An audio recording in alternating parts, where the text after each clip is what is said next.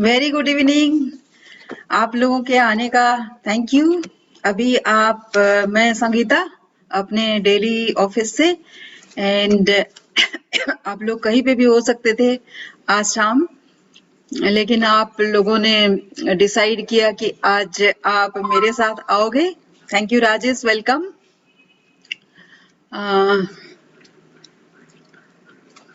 जी Rajesh welcome. और मैं संगीता अपने डेली ऑफिस से, और आज के शाम आप कहीं पे भी हो सकते थे, लेकिन आपने डिसाइड किया कि यहाँ पे ज्वाइन करोगे क्योंकि हमने एक अहम बात करनी है यहाँ पे। मेरे एक्सपीरियंस से कुछ आप सुनेंगे और उससे फिर आप डिसाइड करेंगे कि आपके लिए ये कैसे रिलेवेंट है।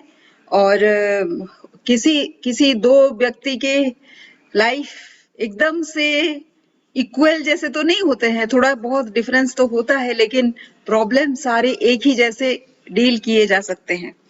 तो कुछ ग्राउंड रूल्स सेट करेंगे आज के लिए। वो ये है कि आप 90 मिनट्स तक मेरे साथ रहेंगे, पूरी बात सुनेंगे और फिर लास्ट में सारे क्वेश्चंस करेंगे, क्योंकि जो भी सवाल आपके होंगे वो लास्ट आप जब मैं बात करूंगी तो वो अपने आप उसके रिप्लाई हो जाएंगे।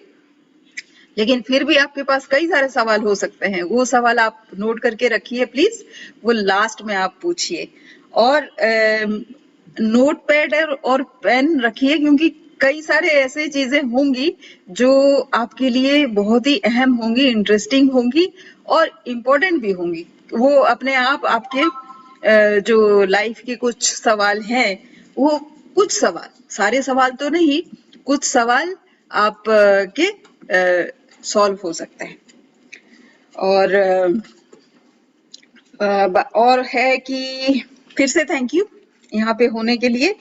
और आपको अगर जब भी मैं कोई सवाल करूं तो आप चैट बॉक्स में जरूर उसका जवाब लिखिएगा। और तो अभी स्टार्ट करते हैं। Excited to start? तो ये यस या नो बोल सकते हैं आप चैट में, सो दैट मुझे पता रहे कि आप लोग सो नहीं रहे हो, जाग रहे हो, राइट? Thank you. तो ये जो स्टोरी है ये एक्चुअली मिड करियर प्रोफेशनल्स की है जिनका हो गया है अभी 5 से 12 साल तक एक्सपीरियंस। और yes, so thank you Mehtab join करने के लिए। 5 से 12 साल तक एक्सपीरियंस हो गया है, लेकिन अभी यही टाइम होता है जब इंसान स्टक फील करता है। उनको लगता है कि जैसे अपने ड्रीम शुरू किए थे वैसी ड्रीम तो चल नहीं रही है, लाइफ वैसे है नहीं, वैसे चल नहीं रही है। तो यही सारे लोग स्टक हो जाए। स्टक होने का मतलब एक जगह जैसे आप फिक्स हो गए हैं, आप कहीं और जा नहीं सकते। नौकरी में फिक्स हो गए हैं, अपने लाइफ के हालात में फिक्स हो गए हैं, ऐसे आपको लगता है, जहां आपको सोल्यूशन नहीं सूझता कि आगे कैसे बढ़े। या फिर आप बहुत ही रेस्टलेस फील कर रहे हो, या फिर लोगों से आपका झगड़ा होते रहता है, घर में झगड़ा होते रहता है, पैसे की तंगी हो जाती है, एंड कई सारे ऐसे प्रॉब्लम आ जाते हैं जिनका सोल्यूशन कोई आपको सुझा नहीं पाता और आपको खुद को सूझता ही नहीं है। तो ये सिचुएशन क्यों होते हैं ये मैं बताती हूँ, और इसमें हम फिर सोल्यूशन ढूंढेंगे। ठीक है, तो अभी मैं स्क्रीन शेयर करती हूँ, आप लोग भी मेरे साथ देखो कि हम किसके बारे में बात कर रहे हैं। मैं फुल स्क्रीन भी कर लेती हूँ। तो ये है मेरे पास 3 सीक्रेट्स हैं, जो सीक्रेट मैंने अपने लाइफ में अप्लाई किया जब भी मुझे लगा कि मैं स्टक हो रही हूँ। ठीक है, और ये आपको सैलरी हाइक भी देती है, आपको प्रमोशन भी देती है, आप मतलब सॉर्ट आफ्टर भी होते हैं, मतलब सभी लोग आपको ढूंढते हैं कि भाई कहाँ गए राजेश, कहाँ गए मेहताब। मेहताब तो मेरे साथ काम करते हैं, उनको पता है। सो ये सारे लोग इम्पोर्टेंट बन जाते हैं वर्क प्लेस में। जब आप इम्पोर्टेंट बन जाते हो तब आपकी सैलरी या फिर प्रमोशन में कोई रुकावट नहीं रहती है। तो आप शुरू में अगर सोचोगे कि आपकी सैलरी हाइक वैसे कैसे होगी, तो आपको पहले उसको किसी और तरीके से इसको डील करना होगा, क्योंकि कई सारे ऑफिसेस में ऐसे होते हैं कि 5 लोग, एक बंदे के लिए प्रमोशन होता है और 5 लोग प्रमोशन के लिए रेडी होते हैं, तो एक को ही प्रमोशन मिलेगा, राइट? बाकी सारे लोग कहाँ जाएंगे? उनको वो जैसे मेरे भी जब प्रमोशन होने को थे तब भी 5-6 लोग रेडी होते थे। तब मैं अपने आप को स्टैंड आउट कैसे करती थी, अपने आप को साबित कैसे करती थी, वैसे ही वही सेम सीक्रेट मैं आपको देने वाली हूँ। और ये मिड करियर प्रोफेशनल के लिए है। मिड करियर प्रोफेशनल मैं उनको बोलती हूँ जो 5 से 12 साल तक एक्सपीरियंस जिनका हो गया है और वो स्टक फील करते हैं। स्टक मतलब समझ रहे हैं? जहां पे आपको समझ नहीं आए पूछ लेना, राइट? पूछ लेना मतलब चैट में पूछ लेना, मैं देख लूंगी, राइट? अच्छा, तो हम इस सीक्रेट में आपको क्या मिलेगा कि आपका अपना लाइफ, अपना करियर जो है, वहां पे आप कैसे सोल्यूशन ढूंढ सकते हैं, उसको रोड मैप बोला जाता है, सक्सेस रोड मैप। आप कैसे मतलब सॉर्ट आफ्टर हो सकते हैं, सभी कोई आपको कैसे ढूंढे, आप कैसे इंपॉर्टेंट बन सकते हैं, वो रोजमर्रा विक्ट्री कैसे आप कर सकते हैं, रोज की सक्सेस स्टोरी कैसे आप क्रिएट कर सकते हैं वो, और इसके बदौलत आपकी 3x ग्रोथ कैसे हो सकता है। अभी जैसे आपका x है, मान लीजिए आपकी सैलरी, तो 3 टाइम्स कैसे ग्रो हो सकता है, या फिर उसकी पॉसिबिलिटी कैसे बनती है। तो इसको मैं बोलती हूँ कि ग्रोथ ऑब्वियस हो जाता है जैसे आप ये सब क्वालिटी अपने आप में क्रिएट कर लेते हो। तो मैं कौन हूँ? मैं हूँ संगीता, और मेरा नाम संगीता है, और अभी तक मेरा 12+ इयर्स का एक्सपीरियंस है। इस दौरान मैंने 18,000 प्रोफेशनल्स को, मिड करियर प्रोफेशनल्स को ट्रेन किया है, और बड़े बड़े प्रोजेक्ट लकीली मेरे पास आ गए। आप भी अगर देखोगे तो आपने भी बहुत सारे लोगों की जिंदगी बदली होगी जिसका लेखा जोखा आपने रखा नहीं। मैंने थोड़ा सा रखा था, क्योंकि मुझे हमेशा ही नंबर देने पड़ते थे कि कितने लोग इसमें इफेक्टेड हुए, कितने लोगों को फायदा पहुंचा। ये मेहताब बोल सकते हैं, उनको मैं हमेशा पूछते रहती हूँ कि भाई कितने लोग हुए बताओ, और उनको भी हमेशा नंबर देना पड़ता था। और 2008 से लेके 1 करोड़ लाइव्स मैंने इम्पैक्ट किया है, और जिनको मैंने ट्रेन किया है वो फिर मेरे पे डिपेंडेंट नहीं रहे, वो इंडिपेंडेंट हो गए, अपना सोल्यूशन आज वो खुद से ढूंढते हैं। वैसे ही एक बंदे थोड़ी देर में फिर वो भी ज्वाइन होंगे जो मेरे साथ मध्य प्रदेश में काम किए थे, मुकेश, उनकी स्टोरी भी मैं बताऊंगी यहाँ पे मेरे साथ, और मैं उनको बोलने के लिए भी बोलूंगी थोड़ी देर के लिए। और अभी तक जितने सारे लोगों से मैं मिली हूँ, मुझे कम से कम 2 स्किल ऐसे दिखते हैं जो किसी और में नहीं। आप सोचेंगे कि ऐसे कौन से स्किल है जो हमारे अंदर है और दूसरे में नहीं, ये तो मुझे पक्का पता है। जैसे ही कोई भी एक फोटोग्राफी की बात ही ले लीजिए, फोटोग्राफी आप जैसे करते हो, आपका एंगल जो है वो किसी दूसरे का हो नहीं सकता। किसी और भी, जैसे आप सब्जी कोई बनाइए, एक ही सब्जी है, बैंगन की सब्जी, आलू की सब्जी, एग की सब्जी, कोई भी बनाओ, अचार बनाओ, लेकिन सबका हाथ फिर डिफरेंट हो जाता है, राइट? सॉरी, मेरे घर में डॉग है चिल्लाते रहते हैं। तो ये मेरा बैकग्राउंड है, और मैं क्यों कर रही हूँ ये, क्योंकि जब भी मैं ट्रेन, बस, कहीं पे भी ट्रैवल करती थी, तो 1 मिनट, 1 मिनट, बहुत चिल्ला रहे हैं ये लोग।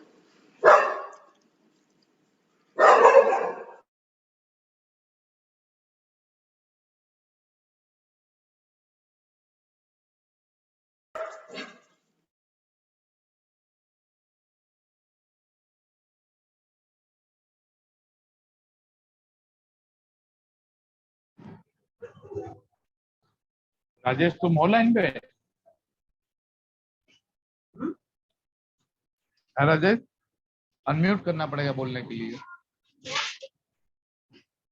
वही पहला वाला बटन लेफ्ट साइड में।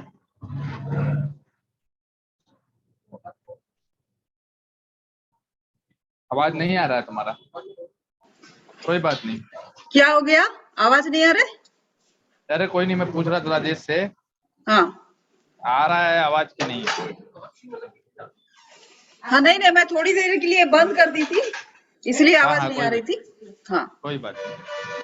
हाँ, वो मेरे डॉग बहुत जोर से चिल्ला रहे थे ना, उनको बंद करने आई गई थी मैं, तो सॉरी अबाउट दैट।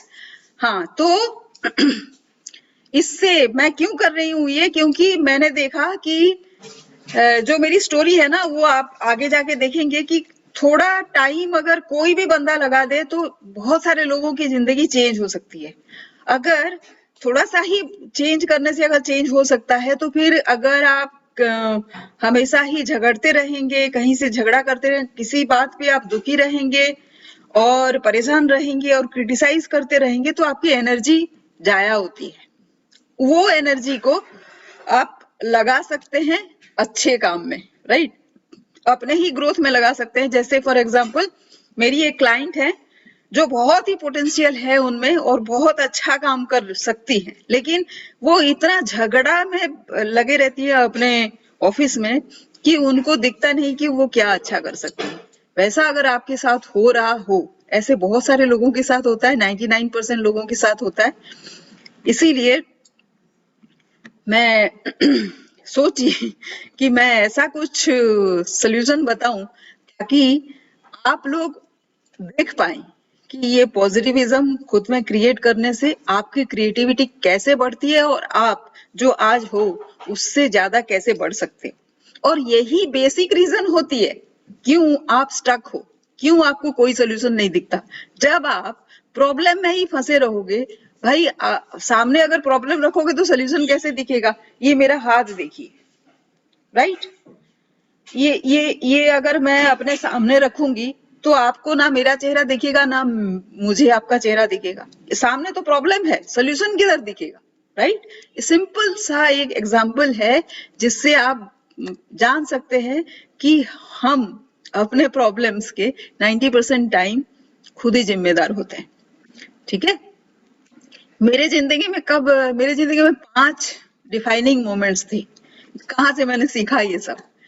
एक तो था कि मेरे पापा ने मुझे ये सिखाया था बहुत बचपन से कि कोई बंदा दूसरे को क्रेडिट नहीं देना चाहता, किंग मेकर बोलते हैं उसको, दूसरे को राजा बनते देखना नहीं चाहता। क्यों? क्योंकि उसमें क्रेडिट नहीं मिलती ना। दूसरा राजा हो जाएगा तो अपने आप अब मेरे पास कैसे क्रेडिट आएगा, इसीलिए कोई नहीं बनाना चाहता। लेकिन किंग मेकर बनने से क्या होता है जानते हैं? दूसरे में जो गुण है उसका आप यूटिलाइज कर सकते हो। और आपके पास अगर 10 लोग हैं, 10 लोगों का गुण अगर आप यूटिलाइज कर सकते हो, जिसको लिवरेजिंग बोला जाता है, तो आपके पास 10 क्वालिटी के बराबर रिसोर्सेस हो गए ना। ये फायदा होता है, ठीक। और दूसरी बात उन्होंने मुझे बताया था कि start small and build upon that, मतलब आप कहीं से भी शुरू करते हो, छोटे से शुरू करो, इकट्ठा नहीं होगा। अभी 2-3 दिन पहले ही या फिर 2 महीने से हम बात कर रहे थे, मेहताब को मैं बारी बारी समझा रही थी कि भाई दूसरे को हम समझाते हैं चलिए कि वो छोटे से शुरू करें, 10 से शुरू करें, फिर धीरे धीरे 100 और फिर 1000 होंगे। पहले से ही 1000 सोच के डर जाओगे तो फिर ठीक है, जायज भी है डर, लेकिन 1000 तो डे नंबर 1 से नहीं होगा ना। शुरू तो आप 1 से ही करोगे, या फिर धीरे धीरे बढ़ के 2-3 दिन में 10 होगा। और हो सकता है कि अचानक 1000 हो जाए, लेकिन शुरुआत हमेशा 1 या 2 या 3 से होता है। छोटे से शुरू करो। ये कहाँ से सीखा मैंने? मैं जब छोटी थी तो हमारे क्लास टीचर ने कुछ लिखने को दिया था और मैं बिना इरेज किए, बिना काटे चाटे लिखते चली गई। तो 15 मिनट में मेरा पेज पूरा भर गया। और उसी टाइम में मेरे जितने सारे क्लासमेट थे वो, अच्छा ये हैंडराइटिंग नहीं सही हुआ, ये ठीक से लिखावट नहीं हुई, ये नहीं हुआ, वो नहीं हुआ, करते करते उन्होंने शुरू ही नहीं किया था, जबकि मेरा पेज भर गया था। तो काफी अप्रिसिएशन मुझे क्लास टीचर से मिला था। तब मैं शायद 6 साल की रही होंगी। तो मेरा हैंडराइटिंग बहुत अच्छा नहीं था, लेकिन क्या किया था मैंने, छोटे से शुरू करके मैं बिल्ड करते चली गई थी। यही होता है ना। और ये रूल, ये सीक्रेट जब भी मैंने यूज किया, इसका फायदा ही हुआ और मुझे अप्रिसिएशन ही मिले। और आप भी अगर करोगे, जो भी किए हो अभी तक आप, शायद उसका लेखा जोखा आपने रखा नहीं हो, ठीक है, लेकिन हम उसको बना सकते हैं। एक रिज्यूमे क्या होता है, जो आपने अभी तक किया है, लेकिन रिज्यूमे के साथ आप रिलेट नहीं कर पाते हो, क्योंकि आपको लगता है कि ये ऑर्डिनरी सा कोई रिज्यूमे है। लेकिन आपका जो रिज्यूमे, मतलब आप समझ रहे हो, आपका सीवी, ठीक है, आपके सीवी के पीछे जो बात है उसको आप इंटरव्यू में बताते हो। इंटरव्यू में जैसे आपने लिखा है 1 2 3 4 5 लाइन या 2 पेज, उतना तो नहीं पूछते, उसके बावजूद भी पूछते हैं। वो कहाँ से आता है? वो आपका इंसाइट और आपके एक्सपीरियंस है, राइट। आप कैसे यूनिक हो वो आप साबित करते हो दूसरों को। तीसरा था कि जब आप दूसरे को क्रेडिट देना शुरू करोगे ना, तो आपके पास बहुत सारा आपका पोर्टफोलियो बढ़ जाएगा। आप जैसे फॉर एग्जांपल बताती हूँ कि स्किल एक तो नहीं होता। अगर एक स्किल के लिए आप राम को, दूसरे के लिए हरि को अगर क्रेडिट देने लगोगे और आप मैनेज कर रहे हो उस प्रोजेक्ट को, और अगर 10 स्किल का काम आपके पास है, तो आपके पास 10 स्किल को इम्प्लीमेंट करने का इंसाइट भी आ जाता है। तो आपको जब इंटरव्यू किया जाएगा तो आपका स्किल देखा तो नहीं जाएगा ना, आपसे पूछा जाएगा कि आपका इंसाइट क्या है। क्या किसी को आप ये स्किल सिखाने की बात अगर आई तो क्या उसको आप मैनेज कर सकते हो? Just a minute. मुकेश, मैं वेबिनार में हूँ, क्या हुआ? आपको मैंने लिंक तो भेजा था। वो जूम है, जूम लिंक को आपको डाउनलोड करना पड़ेगा। हाँ, जूम डाउनलोड करके फिर आइए। और वेबिनार चल रहा है ना, इसीलिए मैं आपको बोलती हूँ पहले से आप आना, राइट। हाँ, थोड़ा सा टाइम की पाबंदी अगर नहीं हो तो फिर हम हमेशा मात खाते हैं, ये समझ लीजिएगा। टाइम बहुत बड़ी बात है, और आज के दिन में जितने सारे लोगों को मैं सिखाती हूँ, सभी कोई टाइम की वजह से परेशान है, क्योंकि उनको टाइम मैनेज करना नहीं आता। और अगर आप सोचोगे कि भाई 10 मिनट 5 मिनट में क्या होता है, वही तो आपको अलग करके रखता है ना। कि आप अगर बोले हो कि 8 बजे, मतलब 8 बज के 30 सेकेंड भी नहीं होता, ये आपकी खासियत होती है, ये आपकी पहचान बनती है। बना सकते हो अगर आप बनाना चाहो। तो अभी जो ज्वाइन किए, अभी मुकेश ज्वाइन ज्वाइन कर रहे हैं, ये मेरे साथ काम कर चुके हैं बांधवगढ़ में। इनको मैं थोड़ी देर में बोलने बोलूंगी, ठीक है। फिर आगे जो है decision maker, be a decision maker, ये मेरे पापा ने सिखाया कि अगर अभी जैसे आपको डिसीजन लेने के लिए बोला जा रहा है और अगर आप डिसीजन नहीं ले पाते हो, बहुत सारे लोग हैं जो हिचकिचाते हैं डिसीजन लेने में। अभी आज की बात कर रही हूँ कि एक बंदी है जो जिनके साथ हम घर खरीदे थे, ठीक। 2-3 दिन पहले मुझे मेरे घर का पैसा वापस हो गया क्योंकि वो प्रोजेक्ट चला नहीं, तो उनको भी पैसे वापस लेना है। भाई 3 दिन में उन्होंने मुझे 30 बार फोन करके परेशान कर चुकी है। क्यों? क्योंकि वो डिसीजन नहीं ले पा रही हैं, ये स्टेप वो लेंगी कि नहीं। वही सेम स्टेप मैंने उनको बताया कि भाई यही स्टेप थे जिससे मुझे पैसे मिले, लेकिन वो बिलीव ही नहीं कर पा रही। उनको कैसे आप हेल्प कर पाओगे? वो इसलिए हो रहा होगा उनके साथ क्योंकि डिसीजन लेना एक हैबिट है। अगर आप छोटा छोटा डिसीजन भी कभी नहीं लिए हैं, नहीं ले पाते हो, तो कभी डिसीजन लेने की बात आएगी तो आप ले ही नहीं पाओगे, सामने होगा। मतलब ये बहुत बड़ी बात है, कोई डिसीजन कैसे नहीं ले सकता है, मुझे तो वैसा लगता है। लेकिन हाँ, बहुत सारे लोगों को मैं देख रही हूँ, भाई ईमेल लिखने के लिए पूरा दिन बैठते हैं। कितना बड़ा ईमेल, ईमेल तो कभी भी हम 2, 3, 4, 5 या 6 लाइन से ज्यादा नहीं होना चाहिए, लेकिन वही 6 लाइन के लिए वो पूरा दिन बैठेंगे और लास्ट में वो ईमेल भेजा ही नहीं जाएगा। डिसीजन नहीं ले पाते हैं। आप बिलीव ही नहीं कर सकते कि ये गुण अगर आप में, ये अवगुण अगर आप में अगर आ गया हो, आपको कितना परेशान कर सकता है। और जो 5वीं जो है ट्रिक आप सीखो, ये है कि अभी अगर आपके दिमाग में कोई सवाल है, अगर आप कहीं से उसको ढूंढना पड़ेगा उसका जवाब, तो अभी आप एफर्ट दे लो, ठीक है। क्योंकि फिर अगर आपको बाद में याद पड़ेगा कि अरे वो सवाल तो था, वो रह गया था, फिर आपको फिर से सारा कुछ याद करके फिर से उसका जवाब ढूंढना पड़ेगा। अभी तो सारा दूसरे चीज आपके दिमाग में है, सिर्फ यही वही छोटा सा सवाल जो है रह गया है, राइट। अब अगर अभी आप छोड़ दिए तो ये सवाल अनसॉल्व्ड आपके दिमाग में रह जाता है और बाद में आपको याद नहीं पड़ता है कि किस लिए ये सवाल आया था और इसको कैसे सॉल्व करना होता, क्योंकि अभी आपने एफर्ट नहीं दिया। तो ये 5% एफर्ट अगर आपको और देना पड़ता है अभी, तो दे देना। तो ये सारे ट्रिक हैं जो मेरे लाइफ को थोड़ा सा बनाया, ठीक है। तो ये जो ट्रिक मैं बताती हूँ, ये सारे हैं रिसोर्सफुलनेस। ये कहीं पे पढ़ाई में आपको पढ़ाया तो नहीं गया होगा, जो मैंने आपको बताया कहीं पे पढ़ाया गया क्या? ये एक्सपीरियंस से आपने सुना। तो ये मैंने देखा कि यही है रिसोर्सफुलनेस, जो आज के दिन में जो बड़े बड़े कंपनी इंक्लूडिंग IBM, वो धीरे धीरे क्वालिफिकेशन नहीं देख रहे हैं, वो सिर्फ देख रहे हैं बंदे का एप्टीट्यूड। एप्टीट्यूड मतलब आप कर सकते हो क्या। बहुत सारे बंदे ऐसे हैं, जैसे मेहताब और मुकेश को तो मैं जानती हूँ, इनके एप्टीट्यूड जो है ये पढ़ के नहीं आए। राजेश माफ करना, इनको मैं बारी बारी तारीफ इसलिए कर रही हूँ क्योंकि मेरे स्टूडेंट भी हैं, मेरे कलीग भी हैं, और ये इसको प्रूव करते हैं।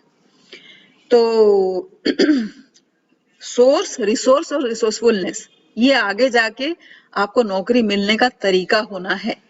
तो अभी से अगर आप सीखना शुरू करोगे तो टाइम पे दूसरे सारे क्वालिफाइड इंजीनियर, बीटेक, PhD बैठे रहेंगे और आप आगे निकल जाओगे। सिर्फ अगर आपको भगवान ने, ऊपर वाले ने जो स्किल्स और जो समझ बूझ जो भी दिया है, उसका आप सही इस्तेमाल कर पाओ, तो सिर्फ इतना करना है।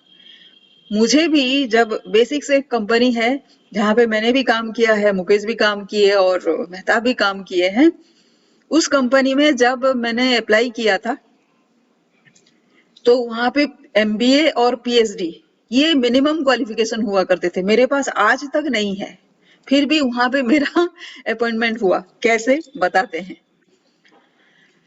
हुआ यूं कि 2006 में मैं एक HR वर्कशॉप में गई थी। मैं HR बैकग्राउंड से भी नहीं हूँ, वैसे मैं मैथमेटिक्स पोस्ट ग्रेजुएट हूँ, और मेरे पास ना एचआर का कोई बैकग्राउंड है, ना एमबीए है, ना ही पीएचडी है। वहां पे उस एचआर वर्कशॉप में बताया गया कि सभी अपने अपने ऑर्गेनाइजेशन के एचआर पॉलिसी प्रेजेंट करें।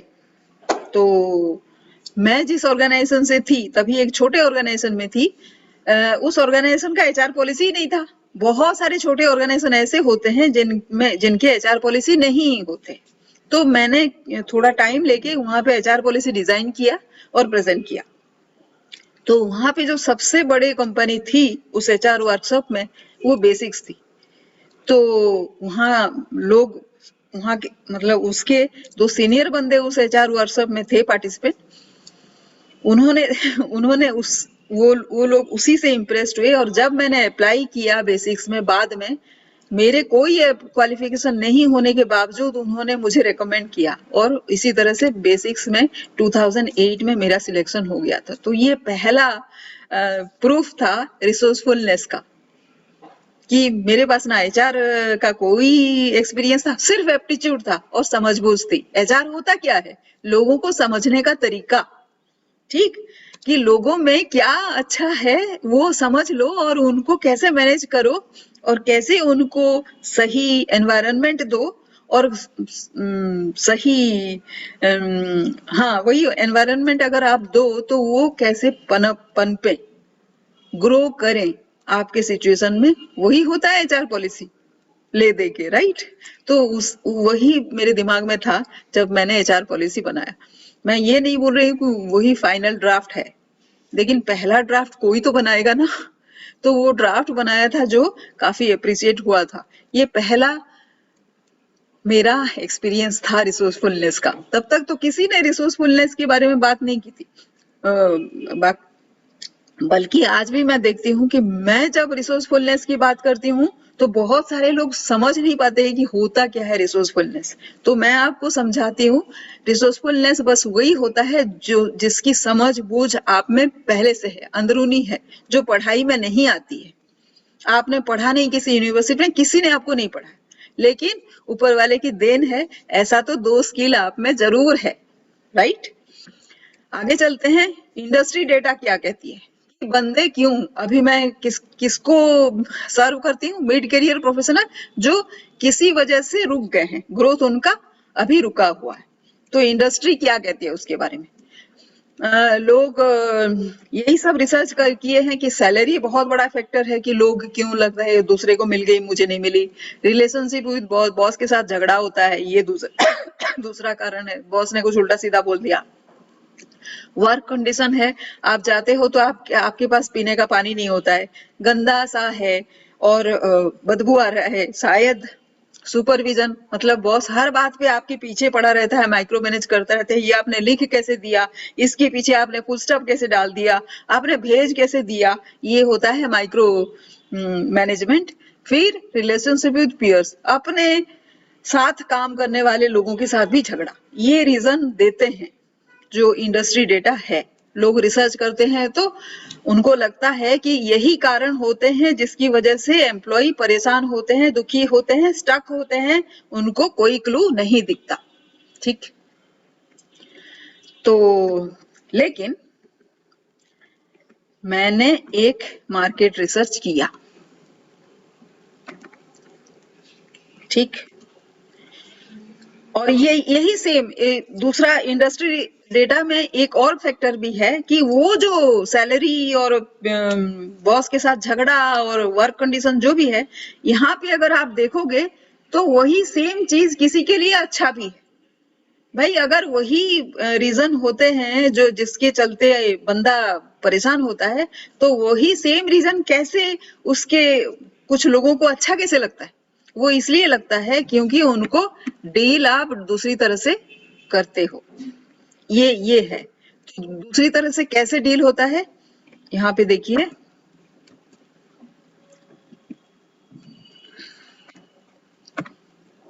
हाँ, जो बंदे मान लीजिए आज परेशान है वर्क प्लेस में, परेशान है अपनी नौकरी से, तो वो क्या करेंगे, वो काम करेंगे क्या? बताएं चार्ट में, कोई बताएगा मुझे, चैट में बताएं। परेशान जो हो गए बंदे काम करेंगे अपने वर्क प्लेस में? बताएं बताएं, कोई है कि नहीं है? मेहताब, मुकेश, राजेश,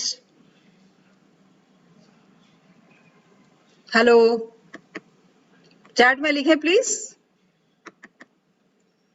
अगर परेशान आप होगे तो क्या आप काम करोगे?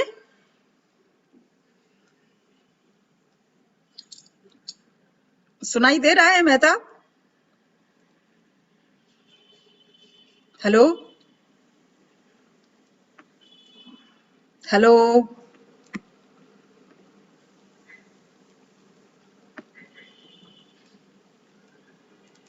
Hello, hello. हाँ मेहताब सुनाई दे रहा है? हाँ हाँ, सुनाई दे रहा है। मैं गाड़ी ड्राइव कर रहा हूँ। हाँ लेकिन राजेश है ना यहाँ पे? राजेश, जी मैम। राजेश, जी मैम। हाँ, राजेश, राजेश बोल सकते हैं। जी मैम। हाँ हाँ राजेश आप लिखे। मैं आपसे पूछ रही हूँ कि कोई बंदा अगर मान लीजिए वर्क प्लेस में अगर परेशान है, एक्चुअली आप चैट में लिखेंगे, आप तो वॉइस यहाँ पे नहीं दे सकते। ओके यहाँ मैम। पे चैट में आप लिख सकते हैं कि कोई बंदा थोड़ी ही काम करेगा अगर वो वर्क प्लेस से परेशान होगा। मान लीजिए आपका बॉस आपको परेशान कर रहा है, आप बहुत परेशान हो गए हो, थोड़े ही जी काम मैम। कर पाओगे। तो सिर्फ यस या नो आप चैट में लिख सकते हैं, वॉइस नहीं आना चाहिए, नहीं तो डिस्टरबेंस होता है। ठीक है? Okay ma'am. ओके। हाँ, नहीं, हाँ या ना बोलिए, फिर से आपने जवाब दे दिया। राइट, चैट में बोलिए। चैट आपको दिख रहा है? चैट बॉक्स, यस या नो बोलिए। No ma'am. चैट बॉक्स आपका साइड में है, चैट चैट जहां पे। No no no no ma'am. Can you see the chat box?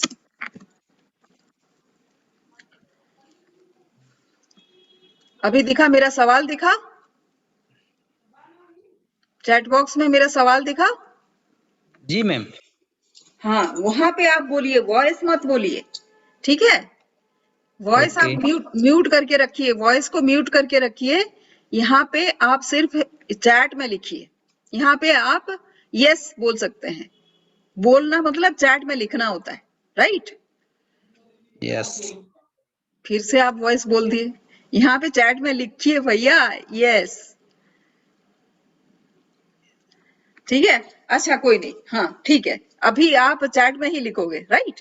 अभी जैसे हम दूसरा नेक्स्ट जो स्लाइड है उसमें दिखेंगे, जो बंदे वर्क प्लेस से परेशान हैं वो उनको 6 महीने में तो नौकरी नहीं मिलेगी। एकदम से इमीडिएटली नौकरी मिल जाएगी क्या? आज अगर आप परेशान हो तो अगले दिन आपको नौकरी तो दूसरी नहीं मिलेगी।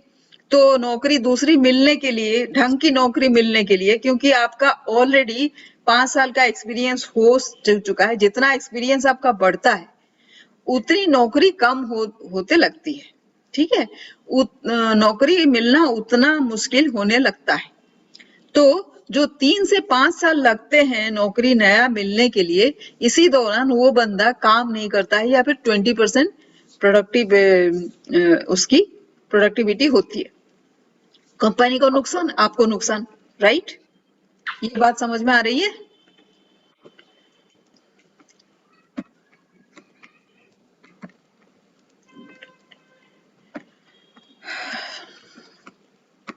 कुछ है जिसकी वजह से?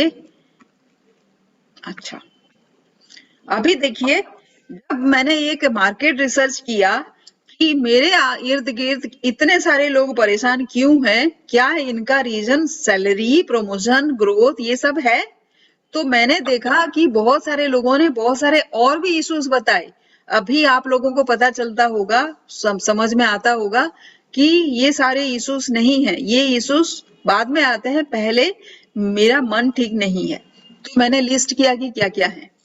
जो हमने देखा कि रिलेशनशिप, दूसरे अपने कलीग्स के साथ जो परेशानियां हैं वो भी है, प्रमोशन, सैलरी है, ये सब तो है। लेकिन दूसरे रीजन भी लोगों ने बताया कि उनका झगड़ा होता है, उनको डर लगता है। डर किससे लगता है? कि दूसरे क्या सोचेंगे उसका डर लगता है। ये यहाँ छोड़ के वहां जाऊंगा तो क्या हो जाएगा, उसका डर लगता है। रोज उनको किसी ना किसी बात में दुख पहुंचता है, लोग कुछ ना कुछ बोल रहे होते हैं और उसका कुछ नहीं कर सकते वो। और आगे क्या करेंगे उसके लिए मोटिवेशन नहीं मिलता है, क्योंकि उनके काम को कोई अप्रिशिएट नहीं करता है। किसी से कुछ हेल्प लेने से वो डरते हैं, क्योंकि बंदे हमेशा कोई आपको झिड़क देंगे तो फिर दूसरी बार आप पूछने नहीं जाएंगे ना। लेकिन 2 बार कोई झिड़क दिया, मान लीजिए मेहताब ने आपको झिड़क दिया, तो आप मुझे भी नहीं पूछोगे, पूछने आओगे हेल्प, तो आपका प्रॉब्लम का सोल्यूशन कैसे होगा? तो लोग इसका डरते हैं, किसी से कोई बात शेयर नहीं कर पाते, अपने अंदर रखते हैं। कोई काम जो करना है रोज आपको करना है, जैसे फॉर एग्जाम्पल अगर आपको पतला होना है तो एक दिन एक्सरसाइज करके रुक जाओगे, दूसरे दिन नहीं करोगे या तीसरे दिन नहीं करोगे, फिर चौथे दिन किया, तो क्या पतले हो पाओगे? आप फिट हो पाओगे? नहीं ना। तो उसको बोलते हैं कंसिस्टेंसी। वो कंसिस्टेंसी अगर नहीं है, ऐसे करके बहुत सारी ये लिस्ट अभी बढ़ रही है। यहाँ पे एक्चुअली ये जो कंपैरिजन है ना, आपको दिखाती हूँ, यहाँ पे ये जो कंपैरिजन है इसके नीचे मुझे एक और मिला है अभी। एक और क्या है जानते हैं? ये एक लड़की है, मुझे बता रही है कि उसने 4-5 काम शुरू किए हैं। क्यों कर दिए हैं इकट्ठा और कोई भी मैनेज नहीं कर पाई? क्योंकि फियर ऑफ लेफ्ट बिहाइंड। उसको लग रहा है कि मैं पीछे रह जाऊंगी, इसीलिए उसने काम शुरू कर दिया। अरे भाई, वैसे भी अगर आप नहीं कर पाओगे तो पीछे तो रहना ही है ना आपको। तो इसको कैसे डील करें? मेरा मिशन है कि मैंने जैसे इस चीज को डील किया, ऐसे ही 1 लाख लोगों को मैं सिखा दूं कि ये डील कैसे करना होता है, और इनको मैं ग्लोबल प्लेयर बना दूं। अगर आप कोई किसी छोटे से जगह पे एक प्रॉब्लम सॉल्व कर सकते हो, तो सिमिलर प्रॉब्लम इस पूरे वर्ल्ड में कहीं पे भी होगा तो सॉल्व कर सकते हो ना। तो मैंने सोचा कि ये मैं 139 कंट्रीज में ये 1 लाख लोगों को ढूंढूंगी, सुपर लीडर जो होंगे। मुझे सारे वैसे नहीं मिलेंगे, मतलब मैं अगर 10,000 लोगों में ढूंढूंगी तो मुझे एक मिलेगा वैसा, ठीक है, ये मुझे पता है। तो इसीलिए लोग देर से मिलेंगे, लेकिन मैं जिसको सिखा दूंगी वो सीख जाएगा। तो यहाँ पे मुकेश हैं अभी? Yes no? मुकेश, मुकेश आप हो? हेलो?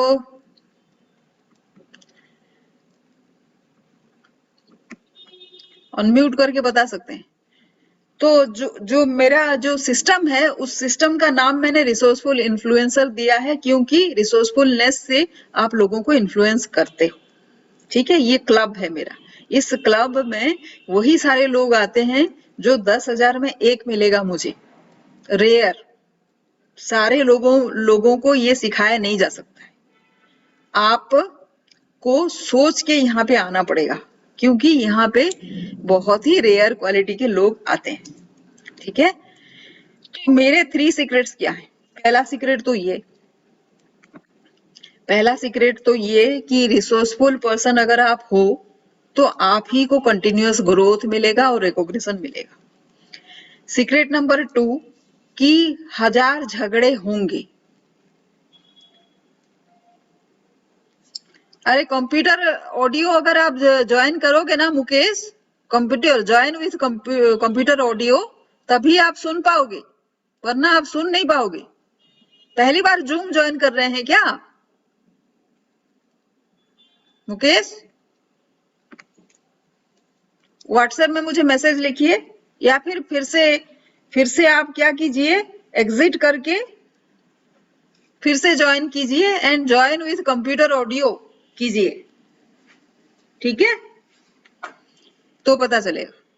और सीक्रेट 3 है कि आप अगर एक बार सीख जाओगे ना, तो दुनिया में लोगों को भी सिखाओगे, तो दूसरे आपसे सीख के बोलेंगे कि हमको आता है, तो फिर आप कहीं पीछे नहीं रह जाओ। इसके लिए क्या करोगे? कोई कोई मुझे पूछता है कि आखिर कब तक सीखें यार, कब तक प्रूव करें खुद को। ठीक है, ये बोलते हैं, लेकिन एक ट्रिक है कि आप कैसे रिलेवेंट रह सकते हो, और अपने जितने भी एक्सपीरियंस है उसको कैसे आप हाँ,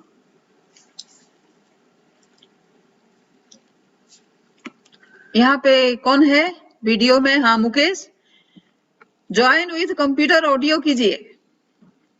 किया? वीडियो आप ऑफ कर देना बाद में।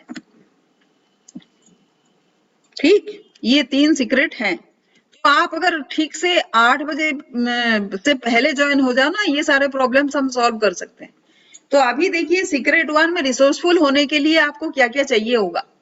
एक तो शुरू, ये इसको मैं ड्रिप स्ट्रेटेजी बोलती हूँ। Difference, resilience, influence and prominence, ये चारों चीज क्वालिटी आपको सीखने होंगे। ये आप में है। किसी में डिफरेंस 60% है, रेजिलियंस 40% है, इन्फ्लुएंस 90% है, प्रोमिनेंस 10% है। ऐसे करके है सब में। जो क्या बोलते हैं, प्रोपोर्शन डिफरेंट डिफरेंट हो सकता है, चलेगा, उससे चलता है, लेकिन होना चाहिए। समझ रहे हैं राजेश? समझ में आ रही है? आपको ये 4 चीजें एस्टैब्लिश करना होगा। Difference, resilience, influence. यस या नो बोलिए चैट में राजेश। यस। तो आप ऑलरेडी ये चारों चीजें आप में है, होना चाहिए। आप इसको देखो कि कहीं पे घट तो नहीं गया है। ये चारों चीजों की वजह से आप प्रोमिनेंट हो सकते हो। यही मैंने किया है, राइट? तो ये देख लीजिए। और अभी एग्जांपल देते हैं क्या किया मैंने। तो 2 महीने में 44 लाख वुमेन को एनुमरेट किया राजस्थान में। यहाँ पे आप हिसाब करो 44 लाख को 2 महीने में आप कैसे करोगे। एक दिन में कितना पड़ता है? 75,000। 75,000 को अकेले कर सकते हो?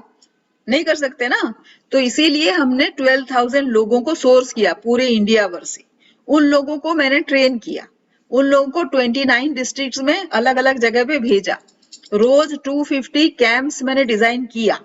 ठीक है, ये इस तरह से मैंने अपना डिफरेंस एस्टेब्लिश किया कि 12,000 लोगों को कैसे हैंडल करते हैं। आपको अगर हैंडल करना पड़ जाए और 2 महीने में 44 लाख वुमेन को एन्यूमरेट करना पड़ जाए तो आप क्या करो? परेशान हो जाओ। परेशान किस लिए हो जाओ? इसलिए हो जाओ क्योंकि प्लानिंग आप नंबर नहीं देखते। प्लानिंग अगर कर लो ना, 44 क्या 1 करोड़ भी कर सकते हो। ये मुझे किसने बताया? बाद में किसी एक मेंटर ने बताया कि अगर प्लानिंग करते टाइम आप 80% दिमाग लगाओ प्लानिंग में, तो 20% जो एग्जीक्यूशन होता है, एक्चुअल काम, आराम से हो सकता है। प्लानिंग में आप 80% टाइम दिमाग लगाओ। दूसरा, इसी दौरान मेरे साथ जो काम कर रहे थे वो बोले कि जब हम परेशान रहते हैं, कभी डॉक्यूमेंटेशन में, कभी पेमेंट में, कभी रिपोर्ट में, कभी रिकॉन्सिलिएशन में, लोगों में, तो संगीता कैसे सारा काम खत्म करके आराम से बैठी रहती है और हेल्प करने के लिए रेडी रहती है कि किसी से अगर संभल नहीं रहा हो तो कैसे कर देती है। ये उन्होंने बोला। बहुत ही डिसिप्लिन। मैं आपको बताऊं अपना सीक्रेट कि मेरे पास एक लैपटॉप था। उस लैपटॉप में काम करके जिस दिन का काम उसी दिन मैं कर दिया करती थी। तो पेमेंट अगर आप आज आपने किया और सारे लेके जितने सारे रिसीट्स आपके पास हैं वो सारे मिला के अगर रिकॉन्सिलिएशन आपका हो गया, रिपोर्ट अगर आपने लिख लिया, तो कल को काम नहीं बचेगा ना। वही मैं बोल रही थी कि 5% काम अगर आज आप कर लो तो कल आपका 95% टाइम सेव हो सकता है। ये मैंने किया। ये एक मिसाल है। एक सीनियर टीम लीडर थे, वो बोले कि राजस्थान में पहले हमारा कभी कोई प्रोजेक्ट नहीं हुआ। मैं भी पहली बार राजस्थान गई थी। तो तुमने कैसे एक अनजान जगह में कैसे इतनी बड़ी टीम को मैनेज किया? ये उनका कहना था। और उसके बाद मुझे मेघालय में एक प्रोजेक्ट मिला जिसमें 1500 लोगों को मुझे ट्रेन करना था। 239 कियोस्क एस्टैब्लिश करने थे। ये ई गवर्नेंस के गवर्नमेंट का प्रोजेक्ट था। और तो वहां पे ये 2 साल में मुझे करना था पूरे 7 डिस्ट्रिक्ट में। अगर आपको मेघालय का आइडिया है तो मेघालय में बाहर के लोगों को अलाउ नहीं करती। मतलब लोग पसंद नहीं करते बाहर के लोगों का आना। उनके साथ दोस्ती बना के ये मैंने किया। टेलीफोन डिपार्टमेंट के साथ दोस्ती की। डेटा कनेक्टिविटी वहां पे बहुत इंपॉर्टेंट था। कियोस्क क्या होता है? कियोस्क में आपका एक सेंट्रल सर्वर के साथ आपका जो कंप्यूटर है वो कनेक्ट हो। वो कनेक्टिविटी ब्रॉडबैंड से नहीं आ रही थी।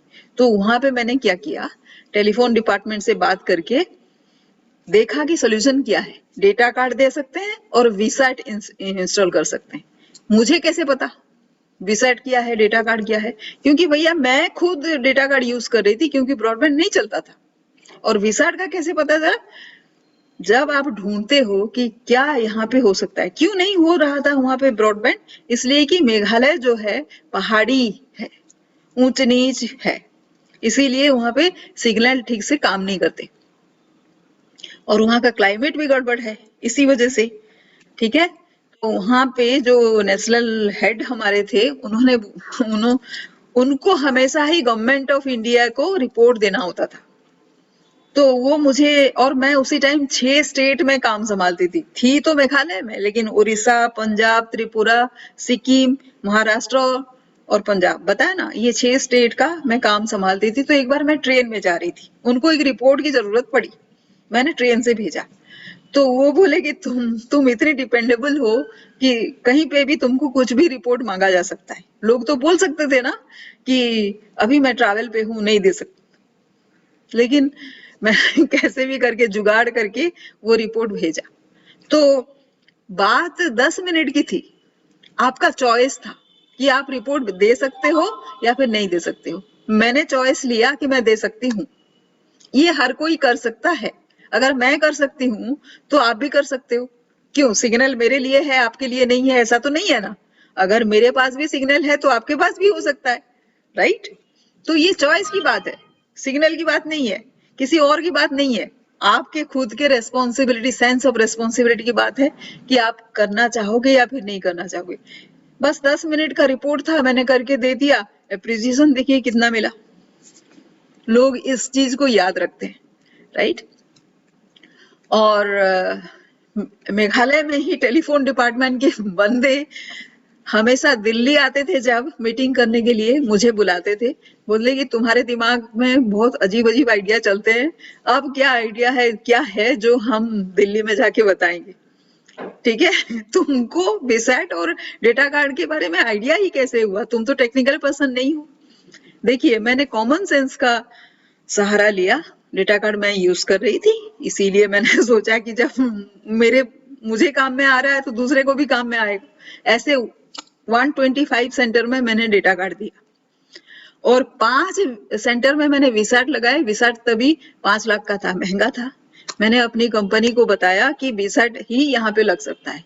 कंपनी ने 5 वीसैट दिए, लेकिन ये देख के मेघालय गवर्नमेंट ने 42 वीसैट दे दी उनके सेंटर को। तो ये मैं अपना अचीवमेंट मानती हूँ, और वो लोग भी मानते हैं कि ये अगर नहीं हंगामा की रहती तो ये वीसैट तो गवर्नमेंट को कौन बताता कि यही सोल्यूशन है।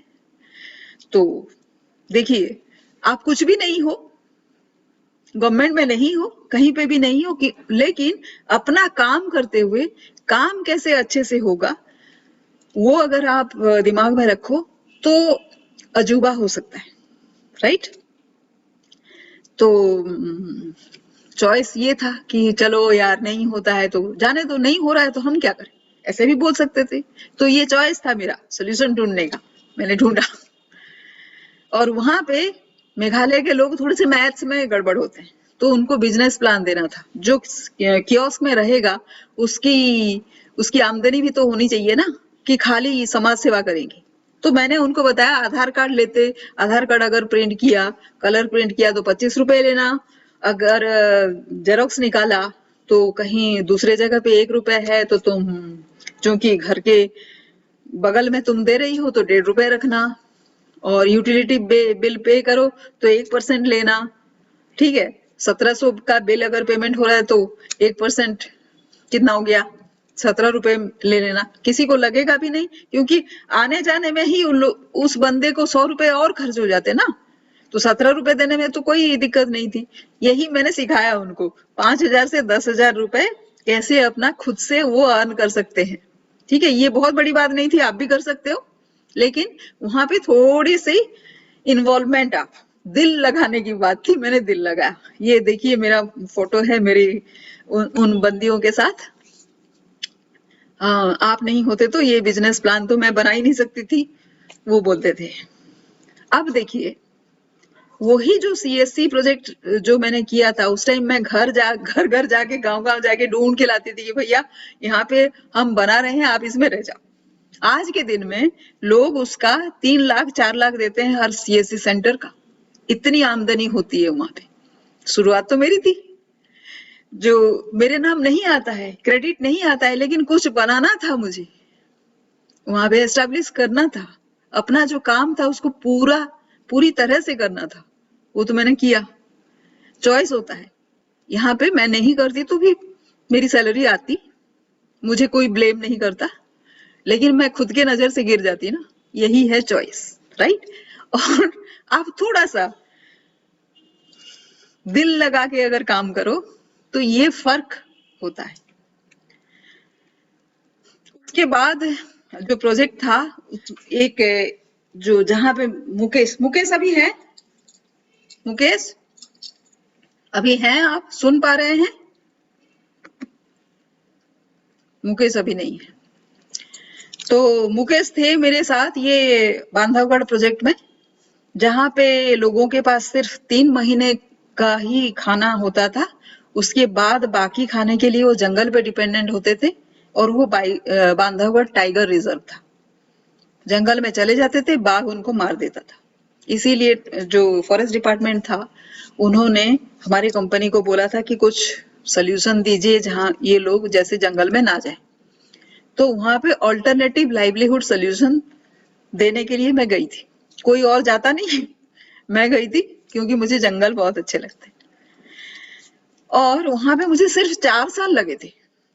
उस एरिया में जब मैं पहली बार गई थी तो लेडीज सब घूंघट में थी। मैंने बोला कि अगले दिन मैं मीटिंग करने आऊंगी, तो जंगल में भाग गए थे। वो दिन देखिए, और 4 साल के बाद वही लेडीज डिस्ट्रिक्ट कलेक्टर का जो डिस्ट्रिक्ट गवर्निंग बोर्ड होता है उसके मेंबर बनी बैठी थी। 4 साल का ट्रांजिशन है।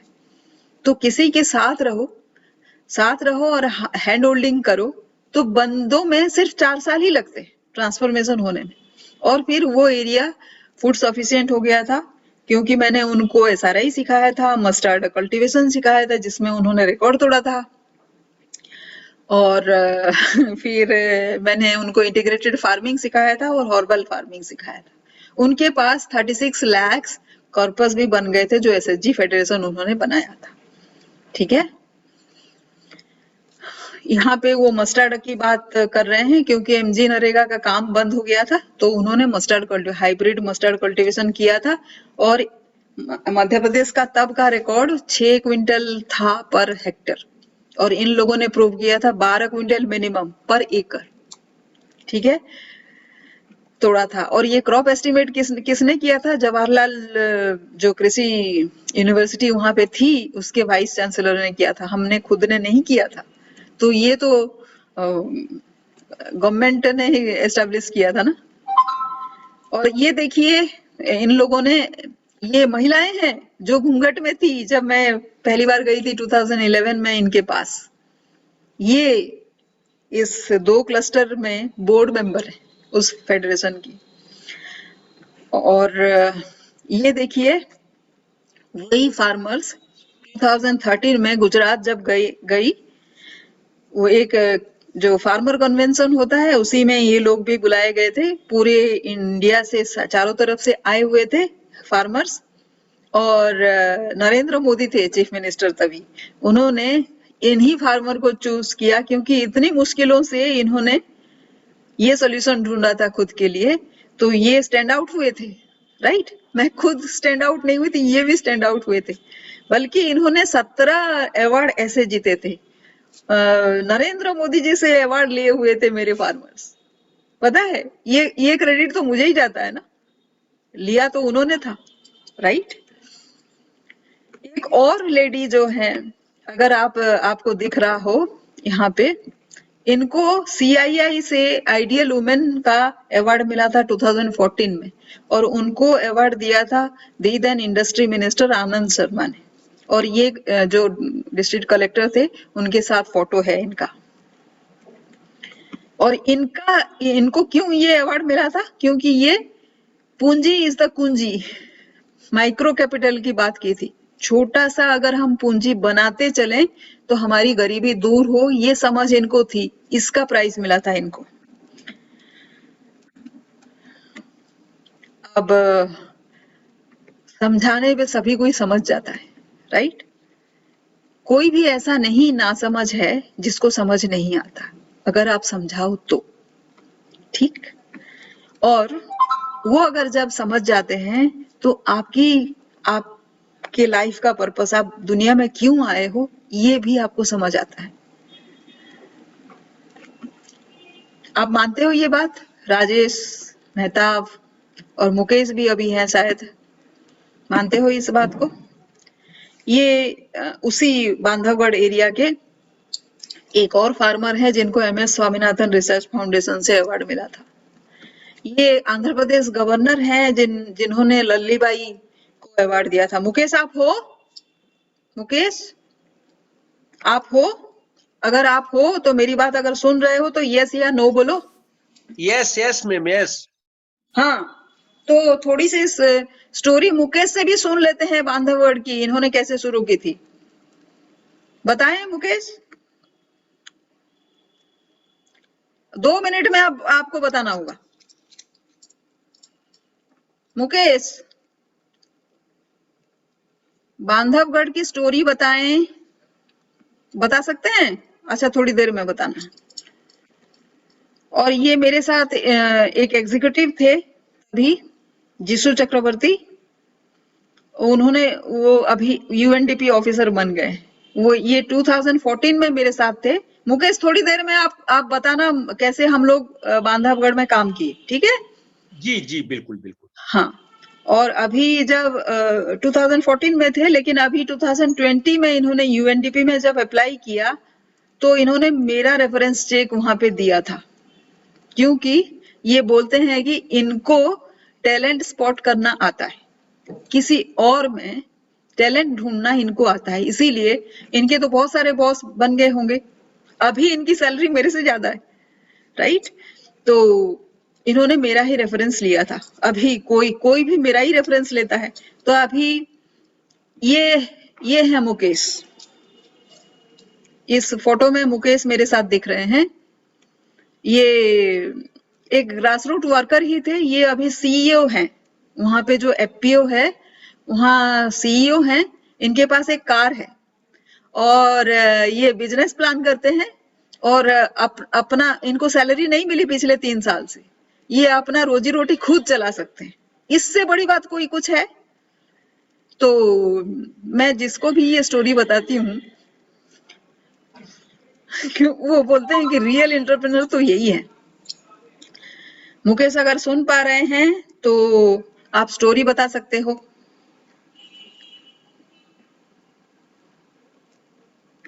चलिए, इसके बाद मैं HR हेड बनी उस कंपनी का, जिस कंपनी में मैं थी। तो वहां पे मुकेश जी, आ रही है आवाज, आ रही क्या? हाँ, आवाज आ रही है। तो अब 2 मिनट में आप स्टोरी बताएं, हमारा काम कैसे था। जी हाँ जी, सभी को नमस्कार। मैं मुकेश केवट बांधवगढ़ से बोल रहा हूँ, बांधवगढ़ मध्य प्रदेश से। यहाँ पे बेसिकली जब काम स्टार्ट हुआ मैम जी के मार्गदर्शन में और पूरी टीम के, तो ये टाइगर रिजर्व में जो प्रभावित वन क्षेत्र के कोर एरिया और बफर एरिया के जो गांव थे, वहां के लोग काफी प्रभावित थे जंगली जानवरों से। अगर फसल लगा रहे हैं तो फसलों को जानवर खा जा रहे हैं, अगर इंसान अगर आया उनके सामने तो इंसान को भी वो किल कर देते। उसको दृष्टिगत रखते हुए RBS ने एक प्रोजेक्ट यहाँ पे लॉन्च किया था, मेम लेके आई यहाँ बांधवगढ़ में।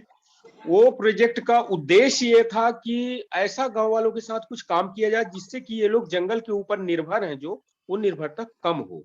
उस काम को आगे बढ़ाते हुए वहां पे एग्रीकल्चर रिलेटेड एक्टिविटी बहुत सारी की गई, जैसे कि SRI, SWI, SMI। ठीक है। और आपका ग्रोथ कैसे हुआ मुकेश, बता दें, ये इसी में इंटरेस्ट होगा लोगों को। जी, मैं एक छोटा कर्मचारी था वहां पे NGO में। मेरे को ऊपर आने में जो टीम थी, टीम का मैनेजमेंट था, मैम जी का मार्गदर्शन था और पूरी टीम, जैसे कि जीसू चक्रवर्ती सर के बारे में मैम ने आप लोगों से अभी जिक्र किया, उन सब टीम के साथ में कोऑर्डिनेट करके और काम करते हुए आज मैं सबसे नीचे पद में था। आज मैं एज ए सीईओ हूँ कंपनी में ऑन कर रहा हूँ, पूरी कंपनी में चला रहा हूँ और कंपनी लगभग अभी 70 से 80 लाख का टर्नओवर गया है कंपनी का, और कंपनी बहुत अच्छा काम कर रही है। इसलिए अगर लगन के साथ कोई भी काम किया जाए, छोटे स्तर से काम अगर स्टार्ट किया जाए तो आगे जो है तो काफी सरलता आती है, अगर टीम लीडर अच्छे हों तो। जी मैम। आप खुद भी अच्छे हो तो होता है, और ये सभी कोई को तो मैं सिखाती हूँ, उसमें से खाली मुकेश को ही ये समझ क्यों आई, ये भी आप सवाल कर सकते हैं कि उनको उनमें भी ये गुण है। और आगे जाके अगर वहां से अगर एमएलए बनते हैं मुकेश, तो मुझे कोई आश्चर्य नहीं होगा, ठीक है। ये भी मैं इनको ड्रीम देती हूँ आज। ये ड्रीम तो इनके दिमाग में काफी दिनों से था, लेकिन मैं अभी सबके सामने ये ड्रीम देती हूँ, ये आगे जाके बनेंगे। वीडियो ऑफ कर लें मुकेश, बहुत ही बढ़िया कहा आपने। जी नमस्ते नमस्ते। हाँ, उसके बाद जो है मैं एचआर हेड करके ज्वाइन की, और मुकेश जैसे लोगों के लिए मैंने वहां पे 40 कैटेगरी के प्रोजेक्ट थे, और इन लोगों के इंसेंटिव स्ट्रक्चर मैंने बनाया एज एचआर हेड। ये मेरा अचीवमेंट कंट्रीब्यूशन था कंपनी को। उसके लिए मुझे कई सारे अवार्ड भी मिल गए, कंपनी ने मुझे कनाडा भी भेजा था स्टडी टूर पे, और पता नहीं एक मैगजीन ने भी मुझे 33 महिलाओं के बीच चूज किया था as one of the person, right. और मेरे कंपनी को जब मैं एचआर हेड थी तो कई सारे अवार्ड लेने में भी मैंने हेल्प किया था। लिखना होता है ना, आप लिखते हो अपने कंपनी में क्या क्या अच्छा हुआ। तो कपिल सिब्बल साहब आपको दिख रहे होंगे यहाँ पे, ये आईसीआईसीआई फाउंडेशन का अवार्ड था। मोनी मंडल अभी एचआर मैनेजर, जब मैं एचआर हेड थी तो मुझे एज एग्जीक्यूटिव वो ज्वाइन की थी, 6 साल से वो पढ़ाई छोड़ दी थी। अभी आज के दिन में मोनी वहां एचआर मैनेजर है, हेड तो नहीं है, लेकिन वो बहुत प्रोमिनेंट पोस्ट हेल्ड करती है, बिना उनके कुछ होता नहीं। इनको इंस्पायर करने का क्रेडिट मैं खुद पे लेती हूँ, क्योंकि इनको मैंने बोला कि थोड़ा सा पढ़ाई नहीं करोगी तो नहीं होगा। तो जैसे मुकेश ने मैंने कुछ हिंट दिया तो लेके आगे बढ़ गए, वैसे ही मोनी ने, बहुत सारे लोग और भी हैं, मोनी ने ये हिंट लिया, खुद के लिए एक एचआर क्वालिफिकेशन लिया। हालांकि क्वालिफिकेशन सबके लिए जरूरी नहीं होता है, लेकिन इन्होंने लिया। और एसपी जेआईएमआर, जो एक बहुत ही गिना चुना देश का 5th सबसे अच्छा इंस्टीट्यूट है एमबीए में, वहां से उन्होंने डिप्लोमा भी किया है और अभी एचआर मैनेजर हैं। इनको मैंने पढ़ाया नहीं, सिर्फ रास्ता दिखाया।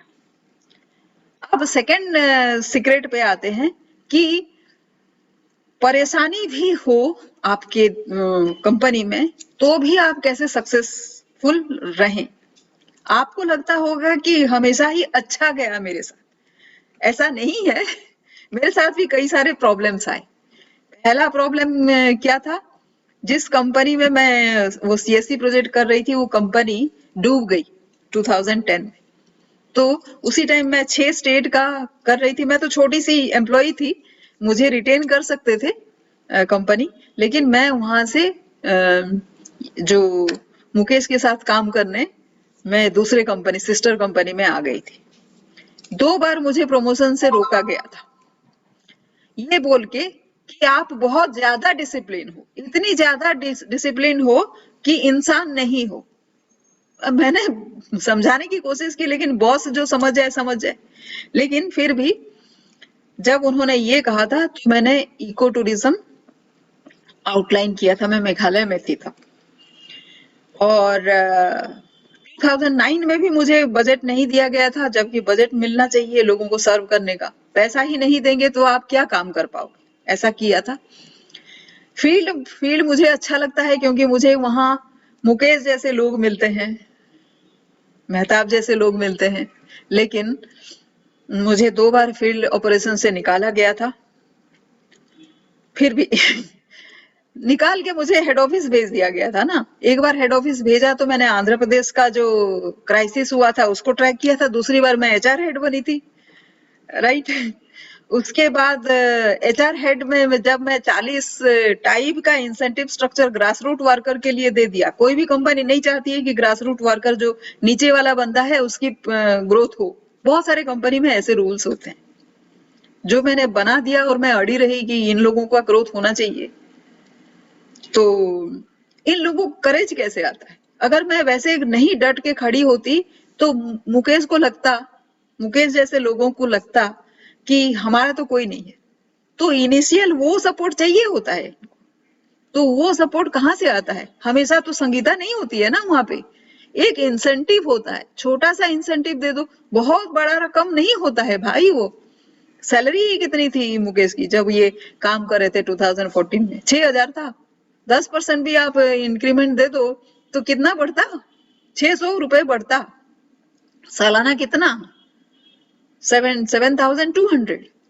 और एक मैनेजर का इंक्रीमेंट जब होता है तो कितना होता है? लाखों में होता है। 10, 12, 13 लोगों का जो इंक्रीमेंट से ज्यादा होता है एक मैनेजर का इंक्रीमेंट। काम कौन करता है फील्ड में? यही ग्रास रूट वर्कर करते हैं ना। जो इस तरह के मेरे तेवर थे उससे फिर लोगों ने सोचा कि ये गड़बड़ करेगी, तो फिर से मुझे एक डेड वाटर सेट था, एक प्रोजेक्ट था जो डेड पड़ा था, वो उसको रिवाइव करने के लिए भेज दिया, ये सोच के कि इसको तो ये कुछ नहीं कर पाएगी। लेकिन ऊपर वाले की मेहरबानी है, या फिर जो दिल लगा के काम करने की, और सामने वाले को भी दिखता है ना कि इसको कैसे रोके जब ऐसी एक वर्कर है। तो मैंने उस वाटर सेट प्रोजेक्ट को रिवाइव कर दिया 3 महीने में ही। यहाँ पे आपको दिख रहा होगा झारखंड में ये सारा है, ये नक्सल एरिया है। इस एरिया में भी मुझे कोई दिक्कत नहीं हुई काम करने में। वैसे बांधवगढ़ भी तो टाइगर एरिया है, वहां पे मुझे कौन सा बाघ खा गया, राइट। और ये तो चला गया। कुछ रूल्स हैं जो मैंने कभी कॉम्प्रोमाइज नहीं किया। वो है कि दूसरे जो बोल रहे हैं उसमें हाँ मिला के हाँ करके चलना। अगर मेरे दिल को नहीं लगता है कि ऐसे नहीं होना चाहिए तो फिर नहीं है, अड़ गई। कुछ लोग मुझे जिद्दी बोलते हैं, चलता है, लेकिन जो मुझे सही लगता है वो मैं करती। डिस्टेंस, जो लोग मुझे अच्छे नहीं लगते हैं मैं उनसे दूरी बना के चलती हूँ। मैंने क्लोजनेस किसके साथ क्रिएट किया? मेरा क्लोजनेस मेहताब के साथ है, मेरा क्लोजनेस मुकेश जैसे लोगों के साथ है, क्योंकि इन्होंने अपनी जिंदगी बदली, मेरी बात सुनी और जिंदगी बदली। ये जिस काम के लिए भगवान ने भेजा होगा इनको, ये उन्होंने ढूंढने की कोशिश की। इसलिए फालतू बाकी सारे लोगों से मिलके मेरा होगा क्या? इसलिए मैं नहीं मिलती। और किसी ने अगर कुछ बुरा बोल दिया तो मैं उसको भूल जाती हूँ, भूलने की कोशिश करती हूँ। मतलब किसी और को अगर 24 घंटे लगते हैं तो मुझे 15 मिनट लगते हैं, 24 मिनट से कम भी लगते हैं, राइट। और अभी मैं ये सोच के काम शुरू नहीं करती कि मुझे कल ही क्रेडिट मिल जाएगा। मैं ये सोच के काम करती हूँ कि ये बाद में प्रूव होगा। वो जो इंसेंटिव स्ट्रक्चर, जो एचआर इंसेंटिव स्ट्रक्चर मैंने बनाया था, वो फौरन नहीं इम्प्लीमेंट हुआ, बाद में इम्प्लीमेंट हुआ। मुझे जैसे ऑर्गेनिक फार्मिंग के बारे में जब मैं काम करती थी, हमारे एमडी हर साल मुझे गाली देते थे कि ऑर्गेनिक फार्मिंग में किसान का नुकसान होता है, क्यों करती हो? अभी वही एमडी खुद ऑर्गेनिक फार्मिंग करते हैं। तो 6 महीने से लेके 6 साल लगता है लोगों को एडॉप्ट करने में, लेकिन काम तो जो मैं बोल रही हूँ, जो मैं कन्विंस्ड हूँ, वही करते हैं लोग। आपके भी कुछ रूल्स होंगे, अपने रूल्स खुद बना के उस पे जीना सीखिए, राइट। और कंपैरिजन मैं नहीं करती। दूसरा, मेरे से भी बहुत अच्छे सैलरी पे लोग हैं, बड़े अच्छे पोजीशन पे लोग हैं, उनके साथ कंपेयर करके क्या होगा? मेरा काम तो कोई नहीं किया ना, मेरा काम तो मैंने ही किया। वैसे ही आपका काम भी आप ही कर रहे हैं, आपका काम कोई और नहीं कर सकता, ये याद रखिए। और दूसरे से कंपेयर मत कीजिए, राइट। कोई नहीं किया अभी तक, आप देखो ध्यान से। आपका काम दूसरा कोई कर सकता था, नहीं, आपकी तरह नहीं कर सकता था, नहीं कर सकता है। और मैं जो हूँ, मैं रोज सोचती हूँ कि मैं जो हूँ, कहीं लोग तो जिद्दी बोलते हैं तो मैं हमेशा सोचती हूँ कि भाई सचमुच में कहीं जिद्दी तो नहीं हो गई। बहुत जिद्दी होना भी बहुत अच्छी बात नहीं है। लोग फिर आप लोगों की बात ही नहीं सुनोगे, राइट? लोग अच्छा भी बोल सकते हैं, सारे कोई तो गलत नहीं हो सकता है। हर टाइम दूसरे गलत ही होंगे और मैं सही होंगी, ऐसा भी तो नहीं होता है ना। तो आप ये बैलेंस रखिए, राइट? ये खूंटी में जब झारखंड में मैं थी, मेरे एक कलीग थे जो पंचायत सेक्रेटरी बने बाद में। उन्होंने बोला कि अपने लिए तो रास्ता चुनती ही है, दूसरों के लिए भी रास्ता निकाल देती है, ये उनका कहना था। और जो सॉइल कंजर्वेशन ऑफिसर थे खूंटी के, उन्होंने बोला कि वहां पे जो वुमेन ग्रुप था, 1 साल से कम में उन सारे लोगों को जब उनके प्रोजेक्ट देखने आते थे, क्योंकि उन्होंने बहुत अच्छा प्रोजेक्ट बनाया था, तो पूरे इंडिया से लोग देखने आते थे उनका वाटर सेट। हाँ, जब वो देखने आते थे तो वो मेरे जो एसएसजी थे ना, जो मैंने प्रमोट किया था, रिवाइव किया था, आप म्यूट कर लीजिए मुकेश, उस एसएसजी को बुलाते थे। तो मुझे बताया जाता था, ये जो आर्मी देख रहे हैं ना, पूरा परेड जो बना हुआ है, ये आप ही के लोग हैं। मुझे बड़ी खुशी होती थी। अब सीक्रेट 3 पे आते हैं। आप अगर देखे होंगे अभी तक, तो मैंने कभी सीएससी किया, कभी बांधवगढ़ कर दिया, कभी कहीं पे राजस्थान में एन्यूमरेशन कर दिया, कभी एग्रीकल्चर कर दिया, कभी कुछ कर दिया, कभी आंध्र प्रदेश ट्रैक कर रही हूँ। तो इतने कितने सारे प्रूफ खुद को करना पड़ते हैं, इतने सारे काम, अलग अलग काम कितना करें खुद को प्रूव करने के लिए। तो अभी एक ट्रिक बताती हूँ मैं कि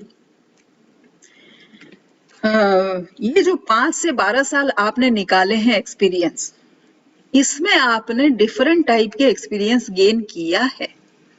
अब टाइम है कि उस सारे एक्सपीरियंस को आप डेप्थ दें, एक ही डायरेक्शन दें। ये काम थोड़ा, वो काम थोड़ा, वो काम थोड़ा नहीं करके एक ही डायरेक्शन में इस काम को दें। अभी मैंने कैसे किया मैं बताती हूँ। ये सिक्किम में मुझे एक काम मिला 11 फार्मर प्रोड्यूसर ऑर्गेनाइजेशन बनाने के लिए। तो ये मैंने 3 महीने में किया। क्यों? क्योंकि मुकेश जानते हैं, वहां पे 6 डिस्ट्रिक्ट में हमने 10 एफपीओ बनाए थे। हमको 2 साल से 2.5 साल लगे थे। मुकेश खुद 3 महीने में एक एफपीओ खड़ा किए थे, लेकिन इतने बेवकूफ हैं, उसको रजिस्टर नहीं किए थे, तो उसका क्रेडिट उनको नहीं गया। अगर वो कर देते, मैं अब बाकी सारे एफपीओ में मैं लगी हुई थी, दूसरे काम में लगी हुई थी। बार बार मैंने मुकेश को बोला कि इसको रजिस्टर कर दो। अगर ये रजिस्टर कर देते तो ये रिकॉर्ड होल्डर होते। तो हाँ, ये नहीं किया, ये मौका खो दिए, राइट? लेकिन ये एक मौका हमने क्रिएट किया था उनके लिए, ठीक है, रिकॉर्ड होल्डर बनने के लिए। तो ये डेप्थ था मेरा, ये जो एक्सपीरियंस था, ये मैंने सिक्किम में लगाया। और सिक्किम जैसे स्टेट में 11 हमने बनाए, क्योंकि वो प्रोसेस को हमने थोड़ा सा रिवर्स कर दिया, यहाँ का एक्सपीरियंस लेके वहां पे लगा दिया, ठीक है। और अभी मैं जो करती हूँ, वो मैंने एक स्लोगन दिया है, सोलर एफिशिएंट, अभी एफोर्डेबल हाउसिंग का काम करती हूँ। एफोर्डेबल हाउसिंग मतलब कच्चे घर हैं लोगों के, जिससे इनके घर बार बार मरम्मत करने की जरूरत पड़ती है, जिससे इनके काफी सारे पैसे जाते हैं। और अगर इनका सही पक्का सा हो गया तो इनके पैसे बच जाएंगे फालतू खर्च होने में हर साल। तो ये काम मैं अभी करती हूँ। उसमें मैं सोलर भी करती हूँ, डिजास्टर रेजिलियंस भी करती हूँ, उन लाइवलीहुड भी करती हूँ, हाउसिंग तो करती हूँ। क्यों? क्योंकि बिना घर के आपका इनकम बढ़ सकता है क्या? आप 1 मिनट के लिए सोचो कि आपका घर नहीं है और आपके पास 1000 करोड़ है। ऐसा हो सकता है कभी? पहले घर चाहिए ना। बिना घर के आप कैसे इनकम करने जाओगे? तो जो मेरा ड्रीम है, इसको यस या नो कीजिए एक बार, राजेश, बिना घर के कोई काम कर सकता है? बिना घर के चलेगा? नो। तो यहीं पे मैं काम कर रही हूँ, तो ये डेप्थ है। अभी मैं इधर उधर नहीं जा रही हूँ, हालांकि काम बहुत सारे हो रहे हैं राइट लेकिन एक ही डायरेक्शन में आपको काम करना होगा। अभी जब आप एक डायरेक्शन में काम कर रहे होगे ना, किसी और को देखेंगे कि दूसरा कोई काम करके वो ऊपर उठ गया। कंपैरिजन नहीं करनी, आपको अपना लक्ष्य पे फोकस रख के चलना है, ये सीक्रेट है। वरना आपका एनर्जी यहाँ वहां होके लोग खत्म कर देंगे। राइट? एक ही लाइन में लक्ष्य लगाइए, ठीक है? और छोटा शुरू कीजिए। अभी मेरा ड्रीम क्या है पता है? 37 करोड़ लोगों का घर बनाना। अब बताइए कि कैसे घर बना दोगी 37 करोड़ का, जब गवर्नमेंट नहीं बना पाया तो भाई बनाएंगे। छोटे से स्टार्ट कर रहे हैं। मेहताब को पता है, मेहताब के साथ काम करती हूं मैं। हम 10 घर से शुरू कर सकते हैं, ठीक है? बहुत सारे लोगों को यहाँ पे ला सकते हैं। जैसे हमने अभी 60 स्टेक होल्डर को लगाया। कोई घर बनाता है, कोई छत बनाता है, कोई टेक्नोलॉजी पे काम करता है, कोई डेटा पे काम करता है, कोई पैसा देता है, कोई पॉलिसी करता है। ये सारे लोगों को इकट्ठा ले आए हम, ले आके सबको इकट्ठा एक ही बार समझाए कि भैया ये प्राइस होता है, इतना खर्चा होता है, इतने खर्चे में इन लोगों को ऐसे सिखाओ तो ये घर बन जाता है। ये काम अभी हम कर रहे हैं। तो बहुत ज्यादा इधर उधर होने की जरूरत नहीं है। वहीं पे लोगों को हम सिखाते हैं कि अगर आपका घर 300 स्क्वायर फीट है तो हर स्क्वायर फीट का 1000 रुपीज हिसाब से 3 लाख में आपका घर बनेगा। अगर आप बढ़ा दो, क्योंकि गांव में अगर आप देखोगे घर को लंबा कर देते हैं, जितना लंबा करो चौड़ा करो उतना स्क्वायर फीट हो जाता है, मल्टीप्लाई करो 1000 से उतने लाख खर्चा हो जाते हैं। ये पता नहीं है लोगों को, ये सिखा सकते हैं हम। लेकिन मुझे अलग से एक प्रोजेक्ट, फाइनेंशियल लिटरेसी प्रोजेक्ट नहीं करना पड़ेगा, ठीक है? क्योंकि पहले से मुझे एक्सपीरियंस इस बात का करके है। तो फैसिलिटेट करते हैं, थोड़ा सा प्लान को इनोवेट करते हैं और बहुत सारे लोगों को साथ में लाके सबका जो जो एक्सपर्टाइज है उसको काम में लगाते हैं। राइट? ये आपका थर्ड सीक्रेट होना चाहिए अभी। और ये प्रोफेसर यूनिस के साथ मेरा एक पिक्चर है जो सोशल एंटरप्राइज के बारे में बोलते हैं। जब डिजास्टर बहुत सारा होता है, फ्लड बहुत होता है, ये बांग्लादेश के हैं, नोबेल प्राइज विनर हैं, आपको पता होगा। फ्लड जब होता है सबसे ज्यादा नुकसान किसका होता है? गरीब का होता है। तो ये स्मॉल एंटरप्राइज की बात करते हैं। छोटा छोटा एंटरप्राइज इनको दे दो ताकि इनमें पूंजी बढ़े, ताकि ये गरीबी से निकले। राइट? अलग से मेरा काम नहीं है। डिजास्टर को मिटिगेट करने के लिए यही तरीका है, ये इन्होंने बोला है। अलग से काम नहीं कर रही हूँ। ये फाइनेंस सेक्रेटरी जो उड़ीसा के हैं उनके साथ एक मीटिंग में मैं आ गई बात करने के लिए कि अभी जरूरत है जो 2019 में जो डिजास्टर साइक्लोन हुआ था उसमें से जो घर टूट गए थे वो घर अभी तक बने नहीं है। ये बोलने के लिए ये मीटिंग था। फाइनेंस सेक्रेटरी के साथ भी हम आ गए। मेरा लाइन चेंज नहीं हुआ, काम वही सेम है। और अभी ये सब करते हुए मैंने देखा कि ये जो सोच है मेरी, इस तरह से मैं अगर बहुत सारे लोगों को, एक तो मुकेश को सिखा दिया, एक है जिसू को सिखा दिया, इनके साथ काम करके, लेकिन मैं कहां कहां जाके सिखा सकती हूँ लोगों को? उतना टाइम नहीं है ना। कैसे सिखा सकती हूँ फिर? ऑनलाइन। अगर मैं जैसे अभी आप लोगों को बता रही हूँ, यहाँ पे क्लास करके मैं आपको सिखा सकती हूँ। आप तो छोटे बच्चे हो नहीं कि चम्मच कैसे पकड़ना है, फिर उसमें से चावल कैसे उठाना है और कैसे मुंह में डालना है, ये सिखाना पड़े। उतनी समझ तो आप में है। सिर्फ आपको एक डायरेक्शन देने की जरूरत है। कहाँ पे प्रॉब्लम में आप फंस जाते हो वहीं पे सोल्यूशन देने की जरूरत है। वो ऑनलाइन हम कर सकते हैं। तो ये मेरे मेंटर हैं जिन्होंने, जब मैं इनके पास गई थी, वो लॉ ऑफ अट्रैक्शन एक्सपर्ट हैं। तो लॉ ऑफ अट्रैक्शन के बारे में मैं काफी पढ़ रही थी, तो मैंने सोचा चलो इनसे भी कुछ सीख लिया जाए।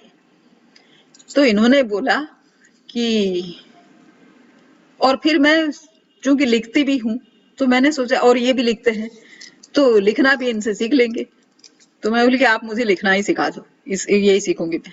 वो बोले कि तुम कोचिंग बहुत अच्छा कर सकती हो, लोगों को आप बहुत अच्छे से सोल्यूशन देती हो, आप वही करो। तो ये मुझे कोच बनाए। पहली बार मेरे दिमाग मुझे समझ में आया कि मैं क्यों हूं, क्यों इतने सारे लोगों को सिखाते चलती हूँ मैं।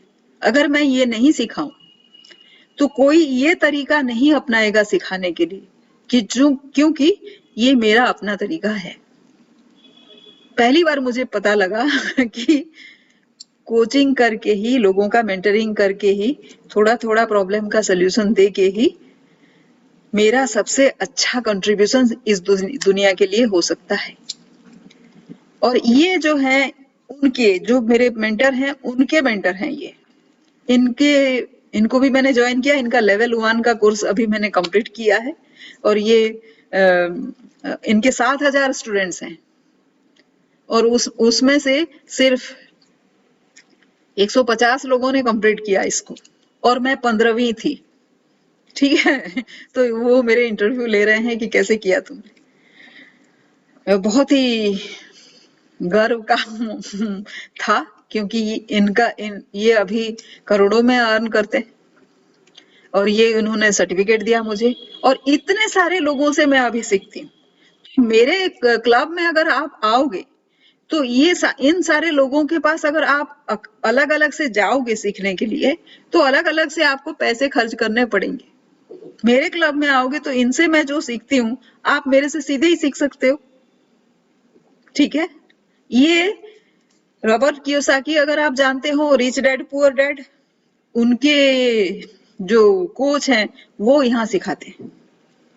उनका फोटो यहाँ पे नहीं है, लेकिन वो सिखाते हैं यहाँ पे। वहां से हम सीखते हैं। ठीक है। और अभी ऑनलाइन में कुछ मेरे स्टूडेंट्स हुए हैं जिन्होंने मुझे ये बोला है कि आप पुश कर देते हो लोगों को अच्छा करने के लिए। जिनकी बात मैं कर रही थी कि बहुत टैलेंटेड हैं लेकिन फंसी हुई रहती हैं लोगों के साथ झगड़ा करने में, उनका कहना ये है। और दूसरी एक राना सब्बीर, जिसको मेहताब जानते हैं, उन्होंने ये लिंक्डइन में कमेंट दिया था कि मैम अगर नहीं सिखाती तो मैं इस रिपोर्ट को नहीं कर पाती। ये उन्होंने सिखाया कि कैसे बिजनेस प्लान करते हैं और कैसे रिपोर्ट लिखते हैं। तीसरा एक डीजीएम लेवल के एक बंदे हैं जिनको 2.5 साल से वो नौकरी उनको नहीं मिल रही थी। बताइए, उनको मैंने जब किया तो ये अभी वीपी बने हुए हैं एक इस कोविड के सिचुएशन में भी। ठीक है।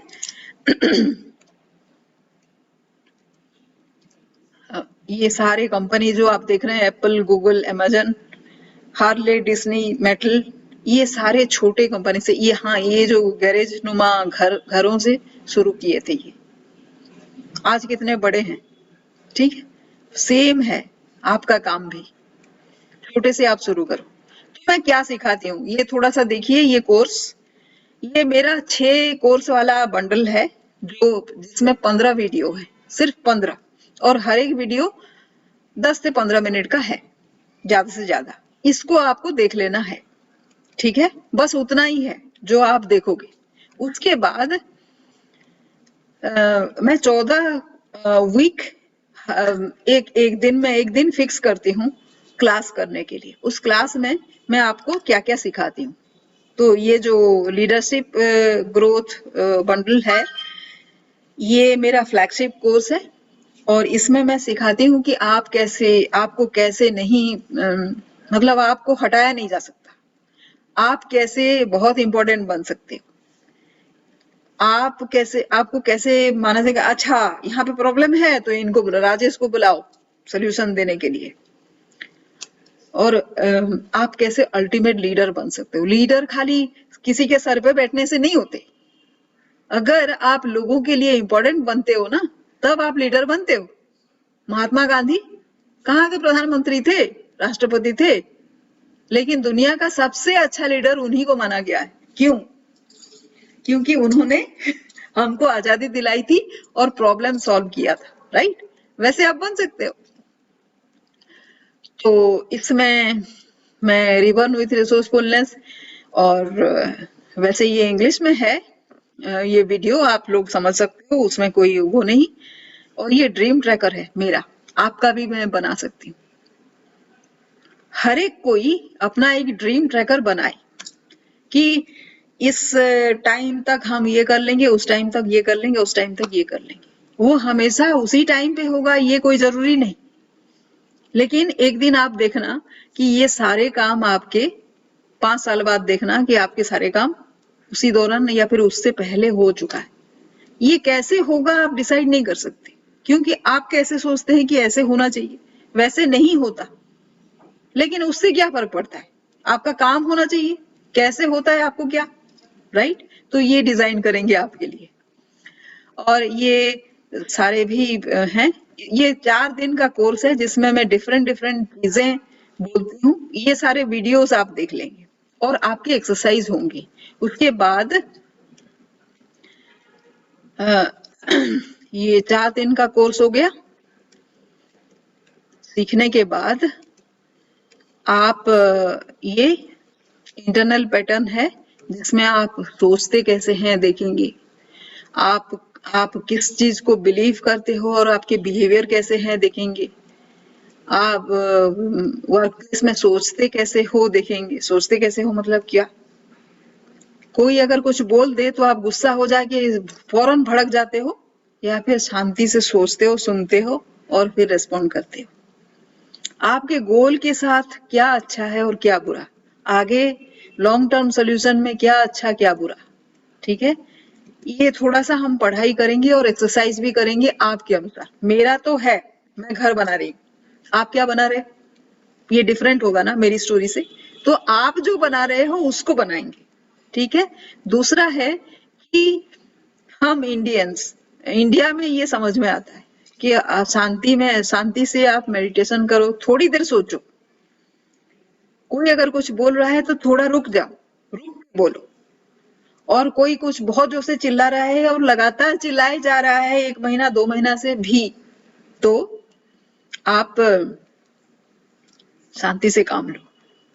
और भगवान ने आपको क्या दिया है उसका आप हमेशा ही शुक्रिया अदा करो, ठीक है? और आपके पास मिनिमम 3 प्लान होने चाहिए। कोई भी काम करते हो ना, plan A, plan B, plan C, तो आप फेल नहीं हो सकते। और एम्बिग्विटी मतलब होता है कभी आपका सुपर बॉस जो है ना, बॉस का बॉस कुछ बोलता है, आपका बॉस कुछ बोलता है, दोनों सोचते हैं कि हम एक ही बात बोल रहे हैं, दोनों इकट्ठा तो नहीं बोलते हैं, कभी कुछ बोल देते हैं। ये दोनों का एसेंस समझ के जो सही है वो करना, वो करने आना, उसको बोलते हैं डीलिंग विथ एम्बिग्विटी। जो प्रॉपर मैनेजर होता है ना, लीडर जो आगे जाके बनने वाला है, ऐसे उल्टे सीधे सुन के भी वो सही काम कर लेता है, ठीक है? जब आपको ये दोनों बोलते हैं ना, इनको भी नहीं आइडिया होता है कि वो बोले क्या है, लेकिन अगर आप गलत कर दोगे तो आप पे ये हावी हो जाएंगे। लेकिन उल्टा सीधा बोलने के बावजूद भी अगर आप अच्छा कर लो तो फिर ये बड़े खुश हो जाते हैं कि हमने बोला था तो ये कर दिया। तो ये आपको संभालने आना चाहिए, ठीक है? और इसका भी हम लेते हैं। देखिए ये सारी चीज आपको एप्लीकेबल होगा ऐसी बात नहीं है, लेकिन ये मैंने अब तक जितने सारे स्टूडेंट देखे, किसी ना किसी को कोई ना कोई सेगमेंट एप्लीकेबल होता है। तो अच्छा है कि आप भी पढ़ लो, ठीक है? और मैं ये एक्सरसाइज करवाती हूँ, ठीक है? ये देखिए प्रोसेस वर्सेस रिजल्ट, जो मैं बोल रही थी कि दूसरे लोगों को आप काम में लगाओ। जितना सारा प्रोजेक्ट आपने देखा मेरा, जो काम आपने देखे, वो सारे काम मैंने अकेले नहीं किया था। कहीं पे मुकेश था, कहीं पे मेहताब है, राइट? और ये सिर्फ सैंपल है, यहाँ पे टीम तो बड़ी है, वो सारे लोग काम कर रहे हैं, ठीक है? ये जो सारे लोग हैं, ये काम कैसे कर पाते?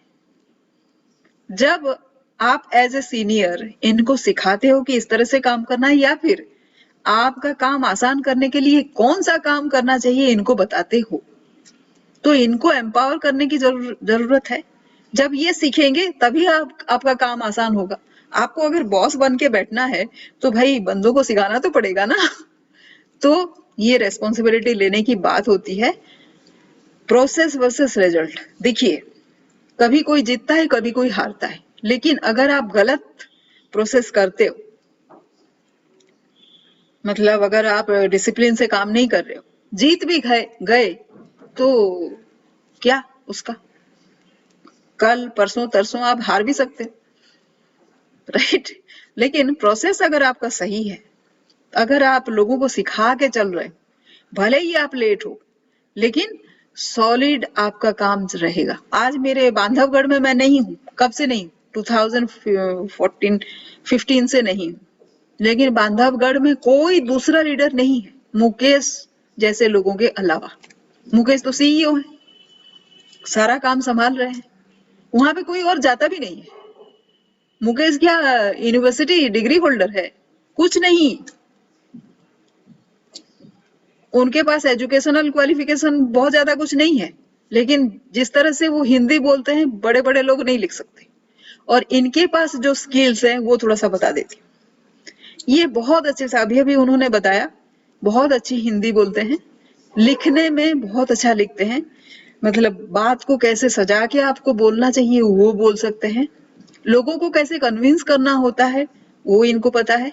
तभी तो इन्होंने 3 महीने में नया कॉन्सेप्ट जो था फार्मर प्रोड्यूसर ऑर्गेनाइजेशन, ये 1000 फार्मर को सिखा दिया 3 महीने में। कभी पहले इसकी बात नहीं हुई थी, राइट। ये इनका स्किल था जिसका मैंने फायदा उठाया। वहां पे अगर काम हो गया तो क्रेडिट तो मुझे आया ना, मुकेश को बाद में गया। और अभी कौन है वहां, इंचार्ज कौन है? अभी आज ये यहाँ पे जो वेबिनार में बैठे, ये इसलिए आए हैं क्योंकि ये प्रूफ है कि मेरा जो रिसोर्सफुलनेस ट्रिक है ये काम करता है। जिंदा मिसाल है ये सामने, राइट। इससे ज्यादा प्रूफ आपको क्या चाहिए? तो सिखाना पड़ता है, ये है, ठीक है। फिर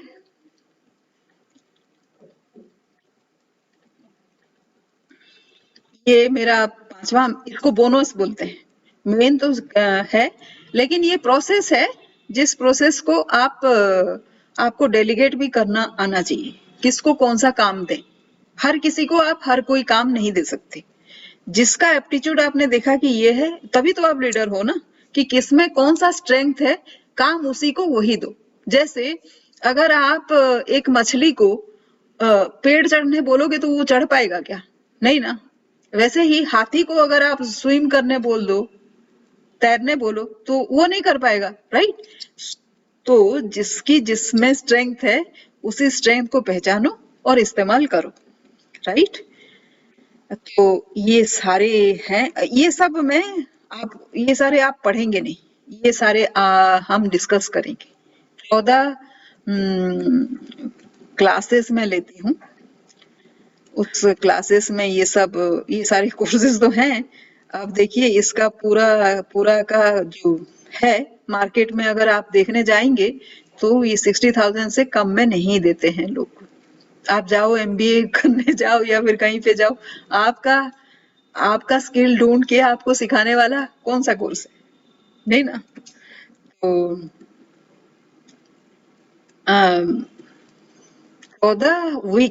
14 क्लास में लेती हूँ, जिसमें मैं आप 14 स्किल सीखेंगे मेरे यहाँ, ठीक है। आप इसमें क्या है आपका USP, यूनिक सेलिंग प्रोपोजिशन, जो किसी और के पास नहीं है, वो निकाल के आपको पकड़ाती हूँ। एक माइंडसेट डॉक्यूमेंट बनाते हैं जिससे आपको फिर से निराश होना नहीं पड़े। एक बार आज मेरे से सुन लिया, आप खुश हो गए, ठीक है, इंस्पायर हो गए, कल आप भूल गए, वो नहीं भूले, इसके लिए एक माइंडसेट डॉक्यूमेंट बनाती हूँ, वो आपको सिखा देंगे। ये आप 2nd वीक में बनाएंगे। सीनियर के ट्रस्ट कैसे जीते, ये आप 3rd वीक में सीखेंगे। अपने कलीग्स का ट्रस्ट कैसे जीते, 4th वीक में सीखेंगे। गोल सेटिंग कैसे करें, जैसे मैं अपना गोल सेटिंग की हूँ, वो आपका गोल क्या है वो कैसे करेंगे देखिए जब आप गोल सेटिंग करेंगे ना, आप छोटे मोटे गोल सेटिंग मत करना, बहुत बड़ा गोल सेटिंग कर देना। जैसे मेरा गोल क्या है, 139 कंट्रीज में 1 लाख लोगों को सिखाना और $1 बिलियन का बिजनेस एस्टेब्लिश करना। ये छोटा गोल तो नहीं है। लेकिन 37 करोड़ घर बनाना, 37 करोड़ घर अब मैं बनाऊंगी, अगर 3 लाख से गुना कर दीजिए हर एक घर, पता नहीं हिसाब से भी चला गया आगे, लेकिन वही है मेरा ड्रीम, राइट?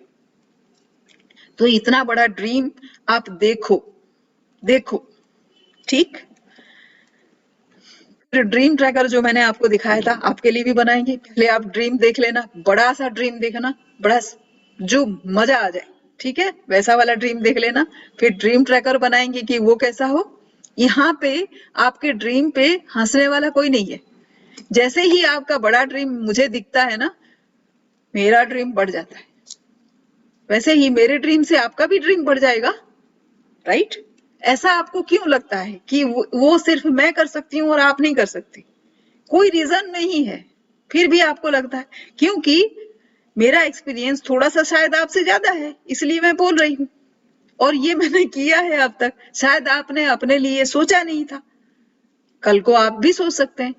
आप सीखोगे, आप जैसे ही ये ड्रीम को अंजाम दोगे, तो आप मेरे वो जो 1 लाख लोगों को मैं सिखाने वाली हूँ, आप उसमें से एक बनोगे ना।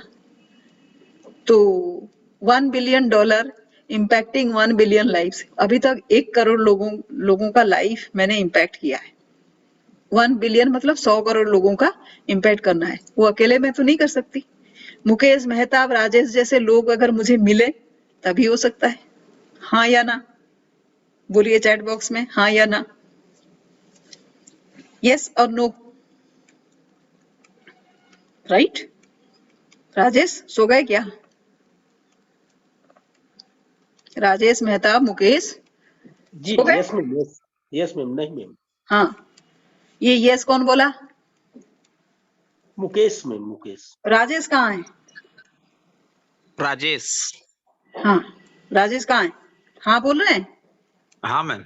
हाँ, तो अकेले तो नहीं कर सकते ना, आप अकेले कर सकते हो ना, मैं अकेले कर सकती हूँ ना, मेहताब कर सकते हैं ना, मुकेश कर सकते हैं, राइट?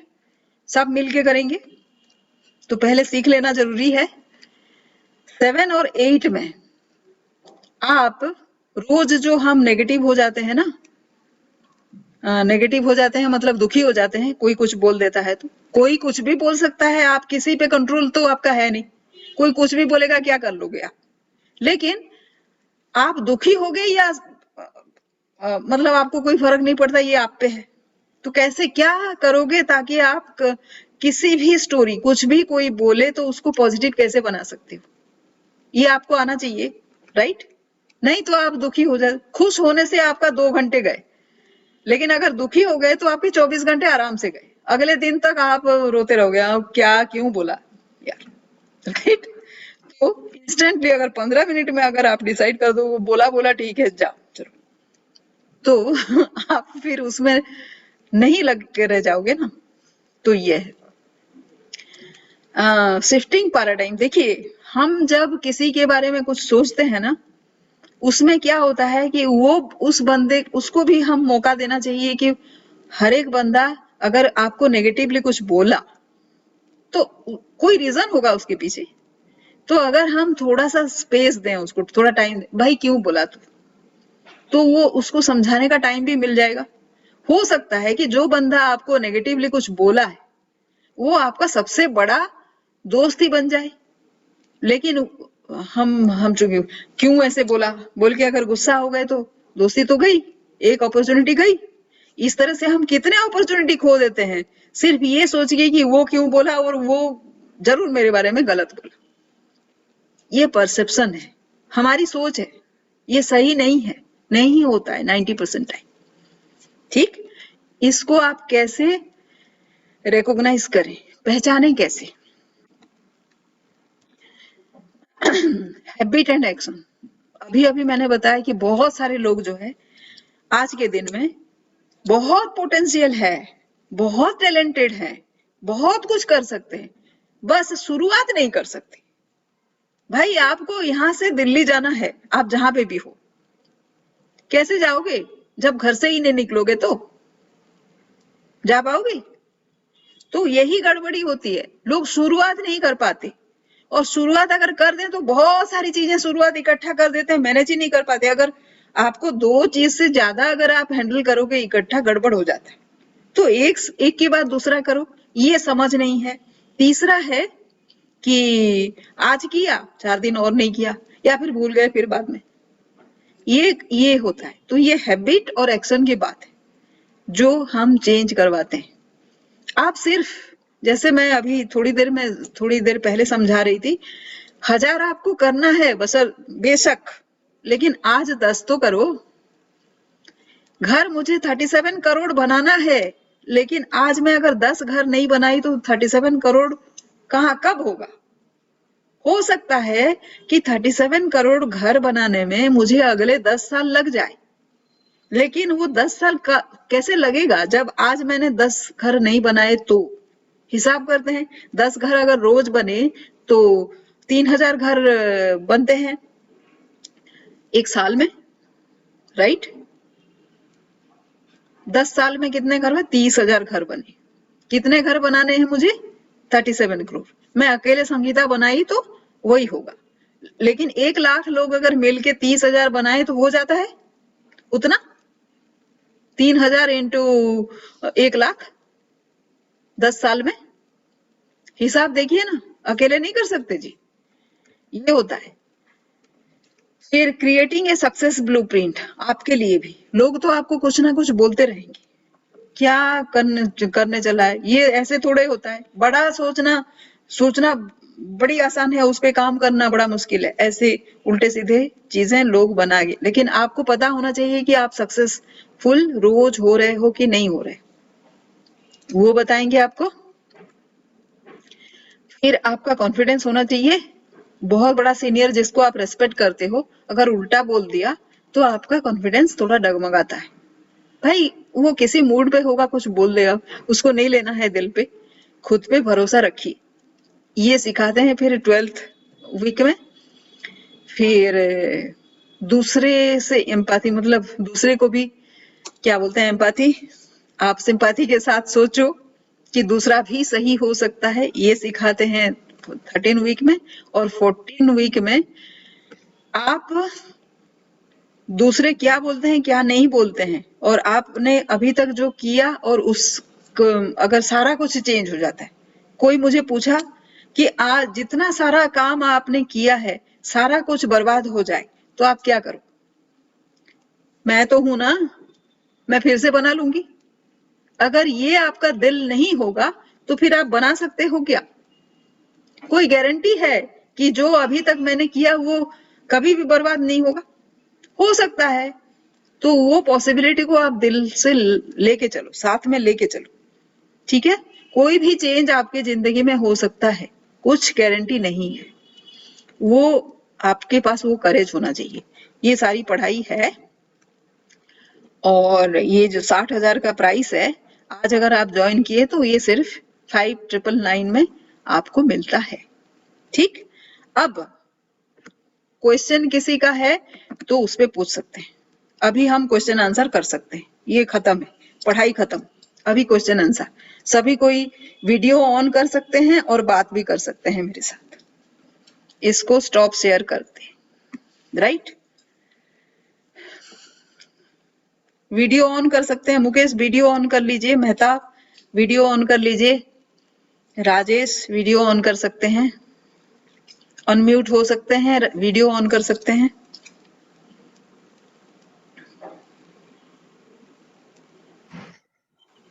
मैम मैं खाना खाने जा रहा था अभी। अरे खाना बाद में खाना यार। क्वेश्चन है कोई? राजेश आपका क्वेश्चन है कोई? नहीं, नो मैम। अरे कोई क्वेश्चन नहीं यार, 2 घंटे का सेशन हो गया, कोई क्वेश्चन नहीं। तो क्वेश्चन अगर नहीं है राजेश तो ज्वाइन कर जाइए, ठीक है? क्यों ज्वाइन करने में क्या दिक्कत है?